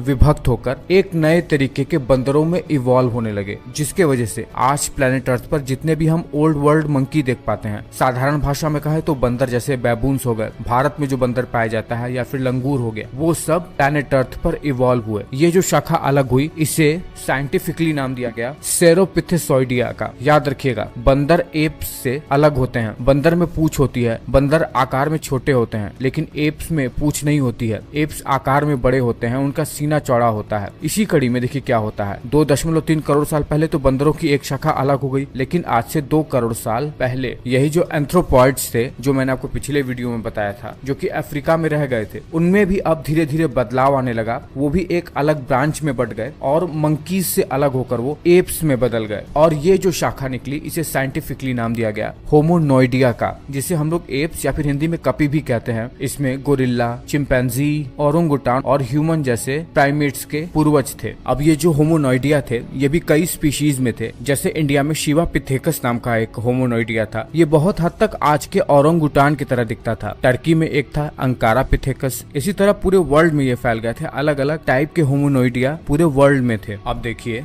ये जो एप्स अभी अभी डेवलप्ड हुए थे, अभी अभी एवोल्यूट हुए थे होमोनोइडिया फैमिली में, वो आज से 1.7 करोड़ साल पहले 2 भागों में फिर से विभक्त हो जाते हैं, जिसमें बड़े बड़े एप्स थे जैसे गोरिल्ला, ओरंगुटान, चिंपैंजी और ह्यूमन के पूर्वज। और दूसरा शाखा बढ़ जाता है लेसर एप्स में, जिसमें छोटे छोटे एप्स थे, जैसे गिबन्स हो गया जो भारत में भी पाया जाता है नॉर्थ ईस्ट में, हुलॉक और हाइलोबेट्स जैसे गिबन्स, छोटे छोटे एप्स जो कि जनरली भारत और साउथ ईस्ट एशिया में ही पाए जाते हैं। ये जो ग्रेट एप्स की शाखा है इसे साइंटिफिकली कहते हैं होमोनिडाई। अब फिर से एवोल्यूशन का पारा चढ़ता है, फिर से एक नई शाखा बढ़ती है। होमिनिडाई में एक शाखा बढ़कर ओरंगुटान जैसे एप्स में स्प्लिट हो जाती है और एक शाखा बढ़ जाती है होमिनिनाई में। लगभग आज से 80-90 लाख साल पहले ये होमिनिनाई से एक शाखा और अलग हो जाती है जो कि गोरिल्ला की शाखा बन जाती है और बचता है लास्ट में केवल होमिनिनी नाम की एक ट्राइब जो कि लगभग 70 लाख साल पहले दो भागों में स्प्लिट होती है। एक शाखा बनती है पैन शाखा जिसमें चिंपैंजी और बोनोबो आते हैं जो कि हम मनुष्यों के सबसे क्लोजेस्ट रिलेटिव हैं, और दूसरा शाखा बनती है होमो की। यही होमो आज के ह्यूमंस हैं। बहुत कॉम्प्लिकेटेड हो गया है ना, न जाने कितनी शाखा बटी हुई है बंदरों और एप्स में और एप्स से ह्यूमन में। कंफ्यूज मत होइए, बस चीजों को ढंग से समझ लीजिए बस। तो आपको सीधे सीधे ये जानना है कि आज से 70 लाख साल पहले मनुष्यों के पूर्वज होमिनिन ट्राइब अलग हो चुके थे। अब इसमें खासियत क्या क्या था? इसका दिमाग बड़ा था, इसके दांत छोटे छोटे थे, इसका जो चेहरा था इसका थूथर नहीं निकला हुआ था, आगे से बिल्कुल सीधा सीधा था। इसका जो सबसे पुख्ता प्रमाण मिला कि 70 लाख साल पहले होमोजीनस इवॉल्व हो चुका था वो था सहेलेंथ्रोपस चैडेंसिस नाम के एक फॉसिल का मिलना, जो ये बताता था कि ये जीनस आज से 70 लाख साल पहले पाया जाता था। इसका फोरामेन मैग्नम ज्यादा एंटीरियरली था जो कि बहुत हद तक मनुष्यों से मिलता जुलता है। इसके वजह से ये सीधे खड़े होकर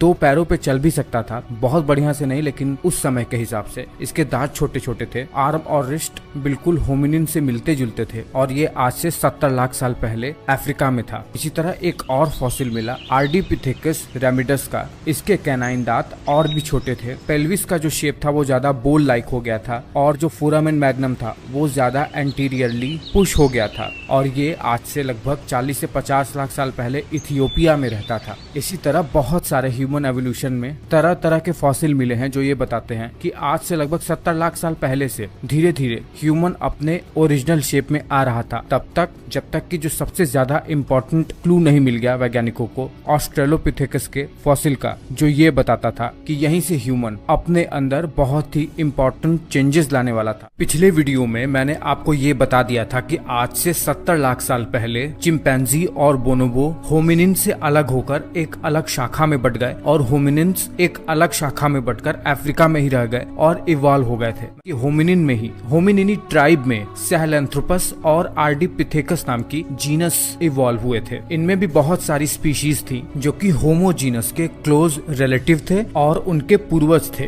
तो पिछले वीडियो में हमने सहेलेंथ्रोपस और आर्डिपिथेकस जीनस को पढ़ लिया था। आज इस वीडियो में हम ये जानते हैं कि आज से लगभग 45 लाख साल पहले एक बहुत ही इम्पोर्टेंट जीनस हम मनुष्यों के पूर्वज का एवोल्यूशन हुआ था जिसे कहते थे ऑस्ट्रेलोपिथेकस। बहुत ही इंपॉर्टेंट थे ये, क्योंकि इस समय आते आते ह्यूमंस इतना इवॉल्व हो गए थे, या कहिए ह्यूमंस के पूर्वज इतना इवॉल्व हो गए थे कि इनके ब्रेन का साइज 500 से 550 सीसी जितना बड़ा हो चुका था। फोरामेन मैग्नम ज्यादा एंटीरियरली पुश हो गया था, ज्यादा एंटीरियर पोजीशन में आ गया था। इनके पेल्विस का साइज बोल्ड शेप था, इनकी नीज वेल्गस थी और इनमें 3 आर्च्ड फिट था, वो भी एक इनलाइन बिग टो के साथ। ये 2 पैरों पे चल सकते थे और कभी कभी पेड़ों पर भी रहते थे। और सबसे ज्यादा इम्पोर्टेंट बात, ये छोटे छोटे पत्थरों को एज अ टूल की तरह इस्तेमाल करने लगे थे। इसलिए ये बहुत ही ज्यादा इम्पोर्टेंट जीनस था ह्यूमन एवोल्यूशन में। लगभग 45 लाख साल से लेकर आज से 15 लाख साल तक ये अफ्रीका के वॉरियर्स ईस्ट, साउथ और नॉर्थ अफ्रीका वाले क्षेत्र में रहते थे। उसके बाद ह्यूमन में और एवोल्यूशन होता है और एक नई तरीके के ह्यूमन के पूर्वजों का एवोल्यूशन होता है जिसे कहते हैं पैरांथ्रोपस। ये आज से 27 लाख साल पहले से लेकर लगभग 8 लाख साल तक ईस्ट अफ्रीका में रहते थे। ये पूरी तरीके से 2 पैरों पे चल सकते थे। इनका दिमाग बड़ा हो गया, लगभग 500 से 600 सीसी तक। पत्थरों को एज अ टूल की तरह इस्तेमाल करते थे। चेहरा अब धीरे धीरे और फ्लैटर होता जा रहा था। ये काफी हद तक ऑस्ट्रेलोपिथेकस के तरह ही थे, पर उनसे 2-3 कदम आगे थे, आप ऐसा मान के चलिए। इनमें दिमाग ज्यादा बड़ा हो गया था। ये अब टूल्स को ज्यादा अच्छे तरीके से यूज कर सकते थे। इसीलिए ऑस्ट्रेलोपिथेकस और पैरांथ्रोपस को सबसे ज्यादा इम्पोर्टेंट कड़ी माना जाता है ह्यूमन एवोल्यूशन में, क्योंकि यहीं से ह्यूमन अब चीजों को एज अ टूल के तरह यूज करने वाला था। ह्यूमन के पूर्वज बाकी एनिमल्स भी जैसे गोरिल्ला और चिंपैंजी भी टूल यूज करते थे, लेकिन इतना इंटेलिजेंटली जितना ये सब यूज करते थे वैसा बिल्कुल भी नहीं कर सकते थे। अगर हाइट की बात करें तो ऑस्ट्रेलोपिथेकस 1.5 मीटर तक लंबा हो सकता था, मतलब 4 फुट 9 इंच के आसपास। और वही ये जो पैरांथ्रोपस है वो भी लगभग 1.4 मीटर यानी लगभग 4 फुट 7 इंच जितना लंबा था। तो आज से 70 लाख साल पहले होमिनिन्स इवॉल्व हुए थे, जिसमें से जो सबसे पहला जीनस होमिनिन का था, होमिनिनी ट्राइब का,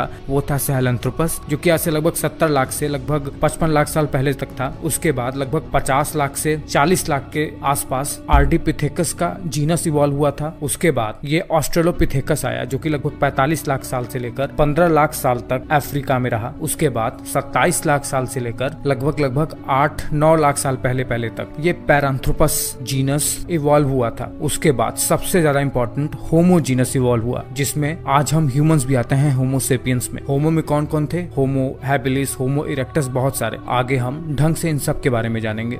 छोटा सा रिकैप लेते हैं। आज से 70 लाख साल पहले होमिनिन्स का एवोल्यूशन हुआ था ग्रेट एप से। यही होमिनिन्स धीरे धीरे एवोल्यूशन के थ्रू आज के ह्यूमंस बन गए हैं। कैसे? जैसे आज से 70 लाख साल पहले होमिनिन्स में पहला एवोल्यूशन हुआ, जो कि ग्रेड 1 था, जिसमें सहेलंथ्रोपस और आर्डिपिथेकस नाम के होमिनिन्स एवोल्यूट हुए।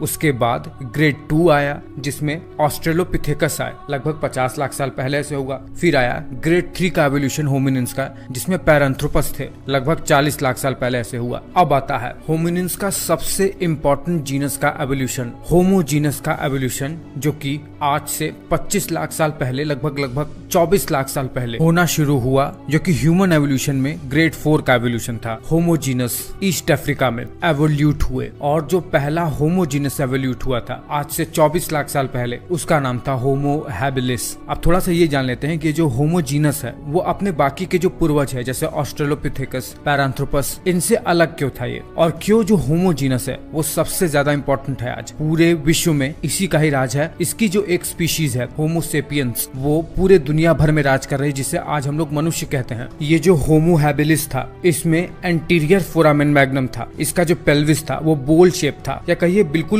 क्लोजली रिलेटेड टू आजकल के ह्यूमन के हिसाब से इसका पेल्विस बोल शेप था। वेल्गस नी थे इसके, 3 आर्च्ड फिट थे, एक बड़ा सा अंगूठा था पैर का, इनलाइन बिग टो, और ब्रेन का केस जो था, जो ब्रेन का वॉल्यूम था कपाल के अंदर, वो काफी बड़ा था। एक अनुमान के मुताबिक इसका जो ब्रेन केस था, यानी जो ब्रेन का वॉल्यूम था, वो फॉसिल्स के रिकॉर्ड के अनुसार 750 सीसी जितना था। इसका जो फेस था बिल्कुल फ्लैटर था, और इसमें छोटे छोटे दांत थे। ये ईस्ट अफ्रीका में रहता था, केन्या वाले रीजन के आसपास इसके ज्यादातर स्कल मिले हैं, और ये टूल्स को और अच्छे तरीके से यूज कर सकता था। मैंने पिछली वीडियो में बताया था कि ऑस्ट्रेलोपिथेकस और पैरांथ्रोपस भी पत्थर के टूल्स का इस्तेमाल करते थे। वो छोटे छोटे पत्थरों के टुकड़ों को चीजों को काटने के लिए या तोड़ने के लिए इस्तेमाल करते थे। पर ये होमो हैबिलिस अब नीचे एक बेस पत्थर रख के उसके ऊपर किसी वस्तु को रखकर जिसको वो तोड़ना चाहता था, फिर वो तोड़ता था। बिल्कुल इंटेलिजेंटली वो किसी भी टूल को इस्तेमाल करता था। इस प्रकार के टूल्स को जो होमो हैबिलिस यूज करता था, उसे ओल्डोवैन टूल ट्रेडिशन के नाम से जानते हैं हम लोग। ये होमो हैबिलिस आज से लगभग 23-24 लाख साल पहले से एवोल्यूट होना शुरू हुआ, और लगभग 16-17 लाख साल पहले तक तो पृथ्वी पर था, पर धीरे धीरे ये एक्सटिंक्ट हो गए। जिस समय होमो हैबिलिस ईस्ट अफ्रीका में रहता था, ठीक उसी टाइम लाइन में ही लगभग 23-24 लाख साल पहले ही एक और होमो जीनस उसी ईस्ट अफ्रीका में रहता था, जिसका नाम था होमो रूडोल्फेंसिस। इसका जो ब्रेन साइज था, ये होमो हैबिलिस से भी थोड़ा ज्यादा बड़ा था। इसका जो ब्रेन साइज था, या कहिए ब्रेन का वॉल्यूम, वो 825 सीसी जितना हो सकता था। ये भी टूल्स को यूज कर सकता था, लेकिन जो सबसे स्ट्राइकिंग फीचर था इसका, वो ये था कि इसका जो ब्रो रिज था, वो होमो हैबिलिस से भी ज्यादा छोटा था, जो इसको ज्यादा अपीयरेंस देता था आजकल के ह्यूमंस के जैसा। ऐसा माना जाता था कि होमो जीनस आते आते मनुष्य मीट खाना ज्यादा शुरू कर दिया था। ऐसा नहीं कि केवल मीट ही खाता था, लेकिन मीट खाना भी शुरू कर दिया था, और मरे हुए जानवर के बोन मैरो को भी खाना शुरू कर दिया था। इसके वजह से वो दर दर भटक कर फ्रूट और सब्जियां वगैरह इन पर अपना समय खर्च करना बंद कर दिया, जिसके वजह से इन होमो जीनस को अपने ब्रेन को इवॉल्व करने के लिए ज्यादा टाइम मिल सका, और इनमें म्यूटेशन भी हो सका। इसीलिए इनका ब्रेन ज्यादा डेवलप्ड हो सका,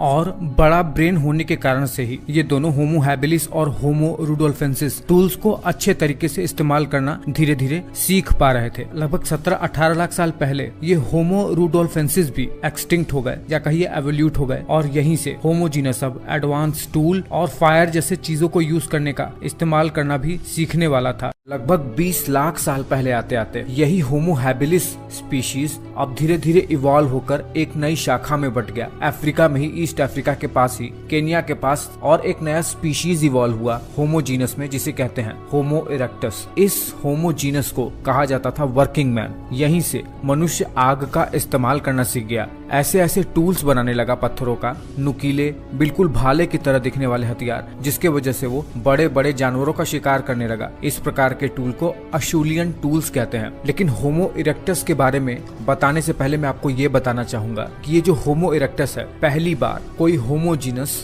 अफ्रीका को छोड़कर पूरे दुनिया भर में फैलने वाला था, वो ये होमो इरेक्टस ही था। और जब ये होमो इरेक्टस अफ्रीका को छोड़कर पूरे दुनिया भर में फैलने लगा तो अपने अपने परिस्थितियों के अनुसार, जैसे एशिया में गया तो वहाँ के परिस्थिति और वहाँ के एनवायरनमेंट के अनुसार, मिडिल ईस्ट में गया तो वहाँ के परिस्थिति के अनुसार, और यूरोप में गया तो वहाँ के परिस्थिति के अनुसार खुद को इवॉल्व कर लिया। था होमो इरेक्टस ही, लेकिन खुद को इवॉल्व करने के कारण से इसमें बहुत सारी सब स्पीशीज भी इवॉल्व हो गई थी। देखिए, साइंस में जब हम ये कहेंगे कि वो सारी स्पीशीज होमो इरेक्टस की जो अलग अलग एनवायरनमेंट के अनुसार खुद को इवॉल्व कर ली थी, तो इस प्रकार के होमो इरेक्टस को कहेंगे होमो इरेक्टस सेंसुलाटो, मतलब वो अम्ब्रेला टर्म जिसमें हम होमो इरेक्टस के सारे सब स्पीशीज को कंसीडर करते हैं। और जब हम बोलेंगे होमो इरेक्टस सेंसु स्ट्रिक्टो, तो इसका मतलब ये होता है कि होमो इरेक्टस के किसी एक सब स्पीशीज की बात हो रही है, चाहे वो अफ्रीका वाले होमो इरेक्टस की बात हो रही हो, चाहे वो एशिया वाले होमो इरेक्टस की बात हो रही हो। तो आप ये बात समझ गए कि होमो इरेक्टस सेंसुलाटो वो जिसमें होमो इरेक्टस की सारी सब स्पीशीज आएंगी, और होमो इरेक्टस सेंसु स्ट्रिक्टो वो जिसमें केवल एक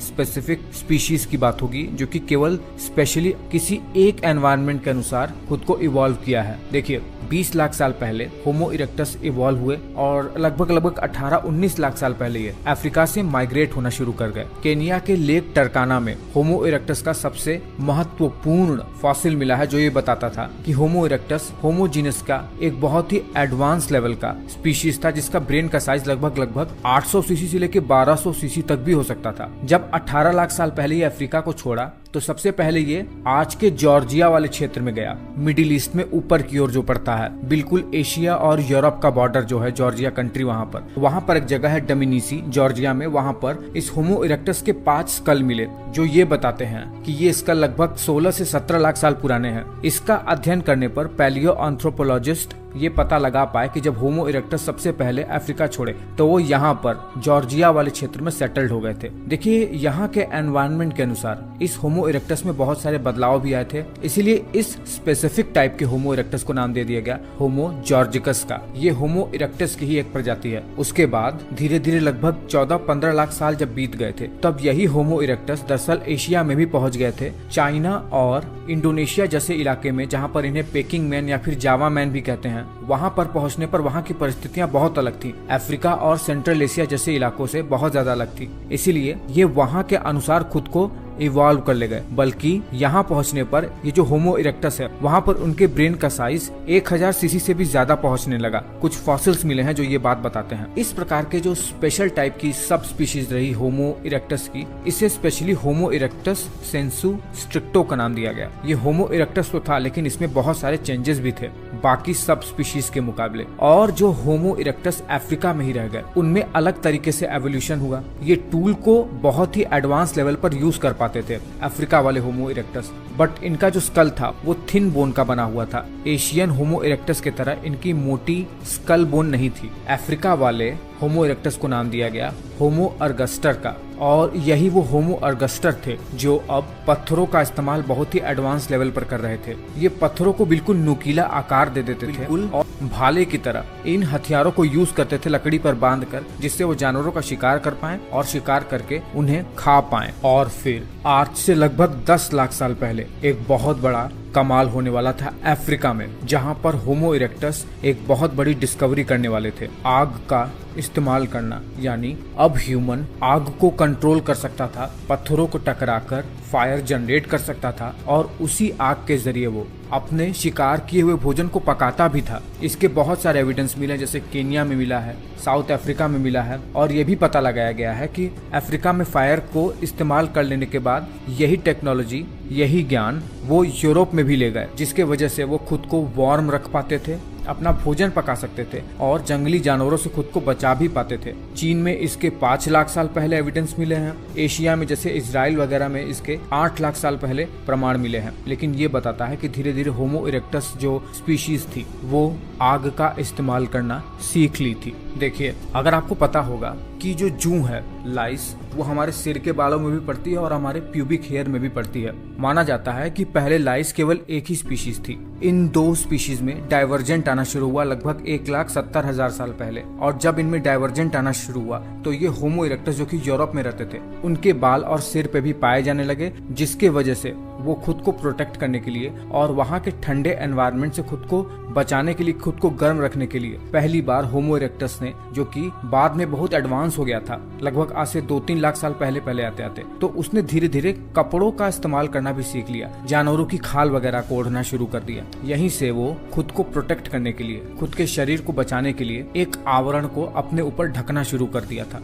ये शुरुआत थी। तो मोटा मोटी कहें तो होमो इरेक्टस बहुत ही एडवांस लेवल पर पहुंच गया था ह्यूमन एवोल्यूशन में। लगभग 1200 सीसी का दिमाग हो गया था इसका। पत्थरों का इस्तेमाल करना सीख लिया था, एडवांस टूल बनाना सीख लिया था, भाले जैसे टूल को, आग का इस्तेमाल करना सीख गया था, जानवरों के खाल वगैरह को ओढ़ना शुरू कर दिया था और पूरे दुनिया भर में फैल गया था। और इसकी सबसे इम्पोर्टेंट बात यह भी थी कि ये ह्यूमन के एवोल्यूशन में पहली बार ऐसा हुआ था कि किसी होमोजीनस के स्पीशीज में पहली बार नेजल बोन भी अब धीरे धीरे इवॉल्व होने लगी थी, अपीयर होने लगी थी। बिल्कुल चपटा नोज नहीं था और ये प्लानिंग भी कर लेता था, कहाँ पानी है, कहाँ बसना है, कैसे खुद को सरवाइव करना है। देखिए, शुरुआत में जब बहुत सारे फॉसिल्स नहीं मिले थे तब तो ये माना जाता था कि यही होमो इरेक्टस ही डायरेक्टली इवॉल्व हो गए थे होमो सेपियंस में, और होमो सेपियंस के सबसे क्लोजली रिलेटिव्स होमो निएंडरथैल्स और डेनिसोवियंस में। बट जब बहुत सारे और भी फॉसिल्स मिलने लगे तो ये पाया गया कि आज से लगभग 6 से 7 लाख साल पहले यही होमो इरेक्टस, जो कि अफ्रीका में थे, एशिया में भी थे और यूरोप में भी थे, अलग अलग टाइप के एक और स्पीशीज में इवॉल्व हो गए थे। ऐसा बताया जाता है कि ये जो स्पीशीज थी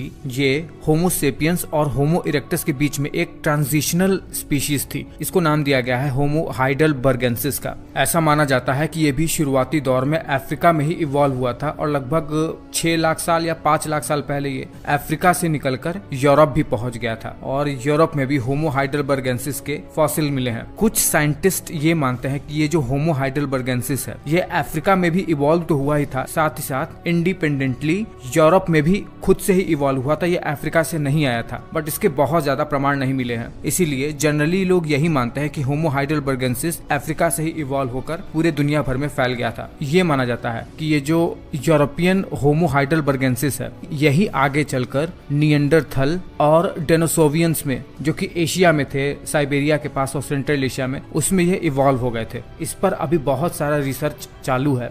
बट जो होमो हाइडेलबर्गेंसिस एशिया में थे, खास तौर से जिनके फॉसिल्स मिले हैं बहुत सारे इथियोपिया में, उन्हें नाम दे दिया गया एक ब्रिटिश कॉलोनियल ऑफिसर के नाम पर, होमो रोडिजियंसिस, जिसे बाद में बदलकर अफ्रीका के ही लोकल नाम पर इसका नाम कर दिया गया होमो बोडोजियंसिस। कुल मिला के ये जो होमो हाइडेलबर्गेंसिस के फॉसिल्स मिले हैं वो ये बताता है कि ये होमो इरेक्टस से भी कई गुना ज्यादा स्मार्ट थे। इनका जो ब्रेन का साइज था वो 1100 से 1300 सीसी तक था। ये टूल्स को बहुत ही कॉम्प्लेक्स तरीके से यूज कर सकते थे, होमो इरेक्टस से भी कई गुना बेहतरीन तरीके से, और ये फैमिली स्ट्रक्चर बनाकर रहते थे। साइंटिस्ट कंफ्यूज तब हो जाते हैं जब उन्हें स्पेन में एक और फॉसिल मिल जाता है, एक ऐसे ह्यूमन का फॉसिल या फिर कहिए ह्यूमन के पूर्वज का फॉसिल, जिसका ब्रेन का साइज लगभग 1100 से 1200 सीसी तक था, लेकिन जो इसका फेशियल स्ट्रक्चर था वो ज्यादा डिफाइंड था। वर्टिब्रल कॉलम का जो स्ट्रक्चर था वो ज्यादा एस शेप में था, चेहरा आगे से फ्लैट था और टूल भी वो बहुत ही एडवांस तरीके से यूज कर पा रहा था। ऐसे साक्ष्य मिले हैं, ऐसे सबूत मिले हैं फॉसिल्स के अध्ययन से। ये जो फॉसिल मिला था ये लगभग आज से 12 लाख साल पहले था, होमो हाइडेलबर्गेंसिस से भी 5-6 लाख साल पहले का। ये बताता है कि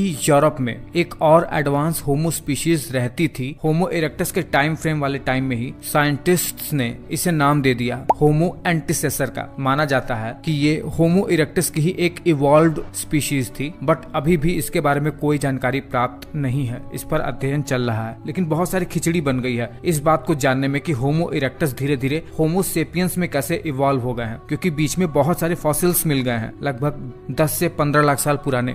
आज से लगभग 4 लाख साल पहले हम होमो सेपियंस, जो हम आज के ह्यूमंस हैं, उसके क्लोजेस्ट रिलेटिव इस प्लैनेट अर्थ पर इवॉल्व हुए थे।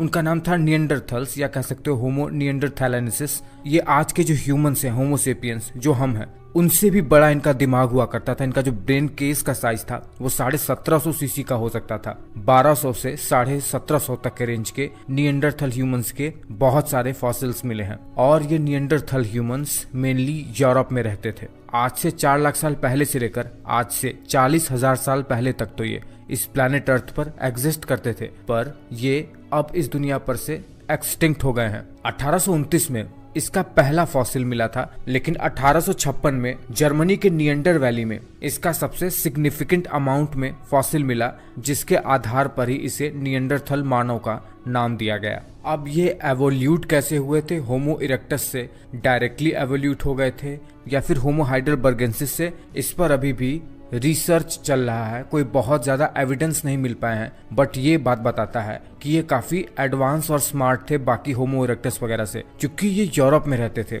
यूरोप इलाका बहुत ठंडा है, इसीलिए उस इलाके के अनुसार इनकी बॉडी खुद को अडेप्ट कर ली थी। ये बहुत ज्यादा लंबे नहीं थे होमो सेपियंस की तरह। 170 सेंटीमीटर तक हाइट हो सकती थी एक मर्द की, और 150 से 160 सेंटीमीटर तक एक औरत की हाइट हो सकती थी इसमें। क्योंकि ये बहुत ही कोल्ड वातावरण में रहते थे, इसीलिए इनकी बॉडी इस तरीके से अडेप्ट कर ली थी खुद को कि इनके लिम्ब छोटे छोटे थे, लेकिन इनकी बॉडी का साइज वो काफी बड़ा और ब्रॉडर था। ये आग का इस्तेमाल करते थे, आग में भोजन को पकाते थे, उसे स्मोक कर सकते थे, फर्मेंट कर सकते थे, फूड को कुक कर सकते थे, फैमिली बना कर रहते थे, शिकार करते थे, कपड़े पहनते थे। ये इतने ठंडे वातावरण में रहने के कारण से खुद को बचाने के लिए जानवरों की खाल भी ओढ़ा करते थे। और जब इनके रिलेटिव्स मर जाते थे तो ये बाकायदा एक सेरेमनी, एक फ्यूनरल सेरेमनी करके उन्हें फूलों से सजाकर उन्हें जमीन में दफनाते थे। इनका ब्रेन का साइज लगभग 1750 सीसी तक हो सकता था, बट इसका मतलब ये नहीं कि बहुत ज्यादा स्मार्टर थे, होमो सेपियंस से भी ज्यादा। वो इसलिए क्योंकि इनका जो पीछे का ऑक्सीपिटल लोब था वो तो काफी विकसित था। वो बहुत अच्छे तरीके से देख सकते थे,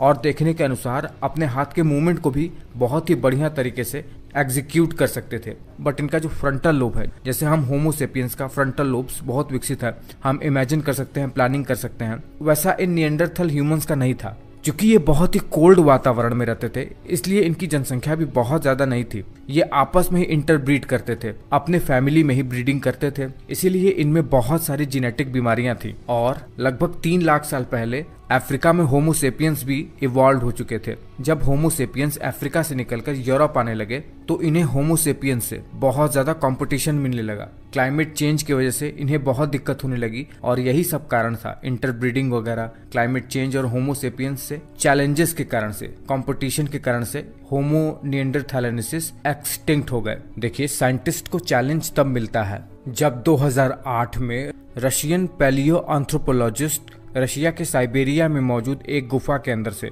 उन्हें एक छोटी सी उंगली का बोन मिलता है। अध्ययन करने पर यह पता चलता है कि ये एक होमिनिन का फॉसिल है, एक ऐसे होमिनिन का फॉसिल जो कि एक बहुत ही एडवांस स्पीशीज था होमोजीनस का। ये बहुत हद तक सिमिलर था निएंडरथल ह्यूमन से भी पाया गया है कि ये जो फॉसिल पाया गया था होमिनिन का, इसका इंटरब्रीडिंग भी होता था निएंडरथल ह्यूमंस के साथ। इसके बारे में बहुत ज्यादा जानकारी तो प्राप्त नहीं है, पर इसे डेनोसोवियन का नाम दिया गया, एक अलग स्पीशीज होमोजीनस का ही। ये आज से लगभग 3 लाख साल पहले से लेकर लगभग 25,000 साल तक रहे, और अध्ययन में ये सामने आया है कि आज के मॉडर्न साउथ ईस्ट एशियन में इन डेनोसोवियंस के जीन्स प्रेजेंट हैं, और आज के मॉडर्न यूरोपियन में लगभग 2% के आसपास निएंडरथल ह्यूमंस के जीन्स मौजूद हैं। पूरी तरीके से इनके बारे में जानकारी नहीं मिली है, क्योंकि अभी बहुत ही लिमिटेड फॉसिल्स मिले हैं, अभी बहुत कुछ जानना है। होप निएंडरथल ह्यूमंस और डेनोसोवियंस को हम इस वीडियो में समझ सके हैं, जो कि होमो सेपियंस के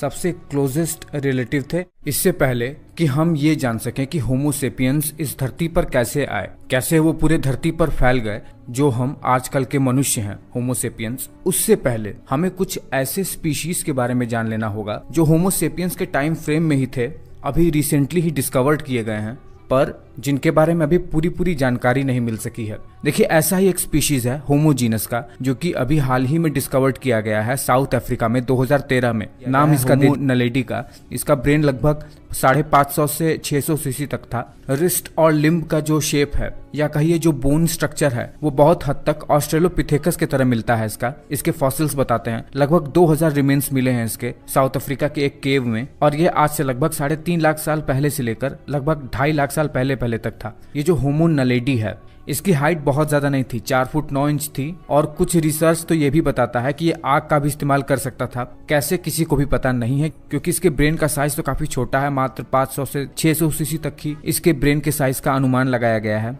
फॉसिल्स के थ्रू। लेकिन ये काफी हद तक आजकल के मॉडर्न ह्यूमन से बहुत मिलता जुलता भी है। इसमें लो सेक्सुअल डाइमॉर्फिज्म है, मतलब जो आदमी और औरतें हैं उनमें बहुत ज्यादा फर्क नहीं देखा गया है। इसके जो स्कल का शेप था काफी डिराइव था, ऊपर उठा हुआ, कर्व्ड, पैर बिल्कुल ह्यूमंस की तरह हैं आजकल के, लंबे लंबे अंगूठे हैं। कुल मिला के ये एक मोज़ाइक होमिनिन था जिसमें 2 या 2 से ज्यादा सेट्स ऑफ जीन्स थे अलग अलग स्पीशीज के। इसी तरह 2003 में कुछ फॉसिल्स मिले हैं इंडोनेशिया में एक ऐसे ह्यूमन का जिसका दिमाग का साइज काफी छोटा था, लगभग 380 सीसी का, और इसका हाइट भी बहुत ज्यादा लंबा नहीं था। ये जो होमोजीनस है इसे नाम दे दिया गया है होमो फ्लोरिसियंसिस का, और ऐसा माना जाता है क्योंकि ये एक इंडोनेशिया के छोटे से द्वीप पे रहते थे, इसीलिए नेचुरल सिलेक्शन की वजह से इनकी जो हाइट है वो काफी छोटी रह गई। लगभग 3 फुट 8 इंच तक इनकी हाइट होती थी। जब कोई जानवर बहुत लंबे समय तक किसी छोटे से आइलैंड में आइसोलेटेड हो जाता है, वहीं पर ब्रीडिंग करता है, वहीं में छोटे से इलाके में सिकुड़ कर भोजन करता है, ये सब करता है, तो उसकी हाइट धीरे धीरे रिड्यूस होने लगती है। उसकी बॉडी का जो प्रोपोर्शन है वो रिड्यूस होने लगता है, छोटे जानवर बड़े होने लगते हैं, जिसे इंसुलर ड्वार्फिज्म या फिर आइलैंड ड्वार्फिज्म के नाम से भी जानते हैं। इसी कारण से ये जो होमोजीनस था ये छोटे सा ही इवॉल्व हो गया। लगभग आज से 50,000 साल पहले तक तो ये थे, लेकिन इसके बाद ये एक्सटिंक्ट हो गए हैं, और लगभग इनका जो शुरुआत है अभी कंफर्म तो नहीं, लेकिन 2 लाख साल पहले ये पृथ्वी पर इवॉल्व हो चुके थे। तो यही 2 हैं जिसके बारे में मैं बताना चाहता था। आज से 3 लाख साल पहले वो सबसे इम्पोर्टेंट स्पीशीज होमोजीनस का इस प्लेनेट अर्थ पर इवॉल्व हो चुका था, जिसे हम लोग कहते हैं होमोसेपियंस। आज यही होमोसेपियंस पूरी दुनिया भर में राज कर रहे हैं। न जाने कितनी जगहों पर सिविलाइजेशन को स्टैब्लिश किया, चंद्रमा पर चले गए, स्पेस में चले गए, और अब मंगल ग्रह पर बस्ती बसाने की तैयारी चल रही है। जी हाँ, मैं बात कर रहा हूँ होमोसेपियंस की ही। ये होमोसेपियंस आज से लगभग 3 लाख साल पहले इवॉल्व हो चुके थे। इसका जो सबसे पुराना फॉसिल मिला है वो मिला है नॉर्थ अफ्रीका के मोरक्को में। मोरक्को में एक जगह है जबेल अरहूद, वहां पर एक 3 लाख साल पुराना स्कल मिला, जिसका अध्ययन करने पर यह पता लगा कि ये जो स्कल है इसका शेप ग्लोबुलर है, इसमें वॉल्टेड फोरहेड है, इसमें एक चिन्ह है। जब जेनेटिक अध्ययन किया गया तो पाया गया ये काफी हद तक आजकल के ह्यूमन से बहुत हद तक सिमिलर था। बस इसमें इतना था कि इसका जो ब्रो रिज है वो काफी बड़ी और चौड़ी थी। ये बात और भी ज्यादा पुष्ट तब हो गई जब इथियोपिया के ओमो के बीच में एक 2 लाख साल पुराना फॉसिल और मिल गया, जो बिल्कुल जबेल अरहूद वाले फॉसिल से सिमिलर था। ग्लोबुलर हेड, चिन, वॉल्टेड फोरहेड, छोटे छोटे दांत, ये सब होमोसेपियंस के ही लक्षण थे। शुरुआती दौर में जब होमोसेपियंस इवॉल्व हो ही रहे थे, तब उसी टाइम फ्रेम में यूरोप में होमो निएंडरथैलेनेसिस और साइबेरिया वाले इलाके में डेनिसोवियंस रहते थे, जिसके बारे में मैंने भी पिछले वीडियो में बता रखा है। लगभग 70,000 साल पहले ये होमोसेपियंस अफ्रीका को छोड़कर दूसरे कॉन्टिनेंट में माइग्रेट होने लगे, जैसे यूरोप में, एशिया में। लगभग 55 से 60,000 साल पहले ये एशिया में पहुंच चुके थे। आज से 50,000 साल पहले ये जावा इंडोनेशिया के रास्ते होते होते ऑस्ट्रेलिया में पहुंच गए। 45,000 साल पहले ये यूरोप में पहुंच गए। 25,000 साल पहले ये रशिया में पहुंच गए, और लगभग 12,000 साल पहले आज से ये न्यू वर्ल्ड में पहुंच गए। न्यू वर्ल्ड कौन? अमेरिकाज का इलाका न्यू वर्ल्ड कहा जाता है, जिसमें नॉर्थ अमेरिका और साउथ अमेरिका है। ये बहुत ही इंटेलिजेंट थे। ये आग को बहुत ही इंटेलिजेंटली यूज कर सकते थे। खाना पकाना, प्रोटेक्शन, आग के थ्रू रोशनी का इस्तेमाल करना, बहुत सारी चीजें। टूल्स का इस्तेमाल कर सकते थे, वो भी बहुत ही वाइड रेंज में। छोटे बड़े टूल्स, काटना फाड़ना, चीरना, बहुत सारी चीजें। कपड़े पहनते थे खुद को एनवायरनमेंट से बचाने के लिए और छोटे छोटे जीवों से बचाने के लिए। फैमिली बना कर रहते थे। किसी को कुछ हो जाए तो उसकी रक्षा करते थे। उनका अंतिम संस्कार करते थे, ये उन्हें दफनाते थे। अगर अपने किसी बच्चे को चोट लग जाए या अपने किसी को भी चोट लग जाए तो उसको ट्रीट करने के लिए, उसकी चिकित्सा करने के लिए आसपास छोटे मोटे पत्तियों का इस्तेमाल भी करते थे। ये शुरुआती दौर की बात बता रहा हूँ। और ये दीवारों पर पेंटिंग्स भी करते थे। हालांकि माना जाता है कि निएंडरथल होमोसेपियन से भी बहुत अच्छी तरीके से दीवार पर पेंटिंग्स बना पाते थे। इसीलिए ऐसा भी माना जाता है कि यूरोप में होमोसेपियंस निएंडरथल ह्यूमंस के साथ मिक्स हो गए और इसी मिक्सिंग के साथ ही निएंडरथल ह्यूमंस धीरे धीरे खत्म होने लगे, क्योंकि पहले वो अपने ही फैमिली में इंटरब्रीड करते रहते थे। उन्हें होमो सेपियंस की वजह से बहुत ज्यादा चैलेंजेस मिलने लगा था, उनका वातावरण बहुत ठंडा था। इन सब कारण से निएंडरथल तो एक्सटिंक्ट हो गए, लेकिन जो ज्यादा एडवांस और स्मार्ट स्पीशीज थी होमो सेपियंस, वो सरवाइव कर गई। और तो और डेनिसोवियंस भी होमो सेपियंस के साथ ही मिलकर खत्म हो गए और लास्ट में केवल ये होमो सेपियंस ही बचा। पूरी दुनिया भर में जब ये फैल गए, अलग अलग नदियों वाले इलाके में जब जाने लगे, तो ये सिविलाइजेशन बिल्ड करने लगे। जैसे मेसोपोटामिया की सभ्यता हो गई, इंडस वैली चाइनीज सिविलाइजेशन, ये सब ये बसाना शुरू कर दिए। और जब एक बार सिविलाइजेशन आई, तब फिर क्या था, ह्यूमन का ब्रेन बिल्कुल स्काई रॉकेट आगे बढ़ने लगा। अब तो एआई का जमाना आ गया। माना जाता है कि आज से कुछ लाख साल पहले होमो सेपियंस के अंदर एक ऐसा जीन म्यूटेशन हुआ जिसके वजह से इनके अंदर न्यूरॉन्स को पोषण देने वाले ग्लियल सेल की डेंसिटी डबल ट्रिपल्ड हो गई। वो जीन म्यूटेशन दरअसल lysine to arginine gene mutation कहा जाता है। इसी की वजह से ये ज्यादा इंटेलिजेंट रह पाए और निएंडरथल ह्यूमंस धीरे धीरे एक्सटिंक्ट हो गए। एक काम करते हैं, होमो सेपियंस को ढंग से समझते हैं, इनके बारे में अलग अलग जीन्स का अध्ययन भी करेंगे, लेकिन अगले आने वाली वीडियोस में।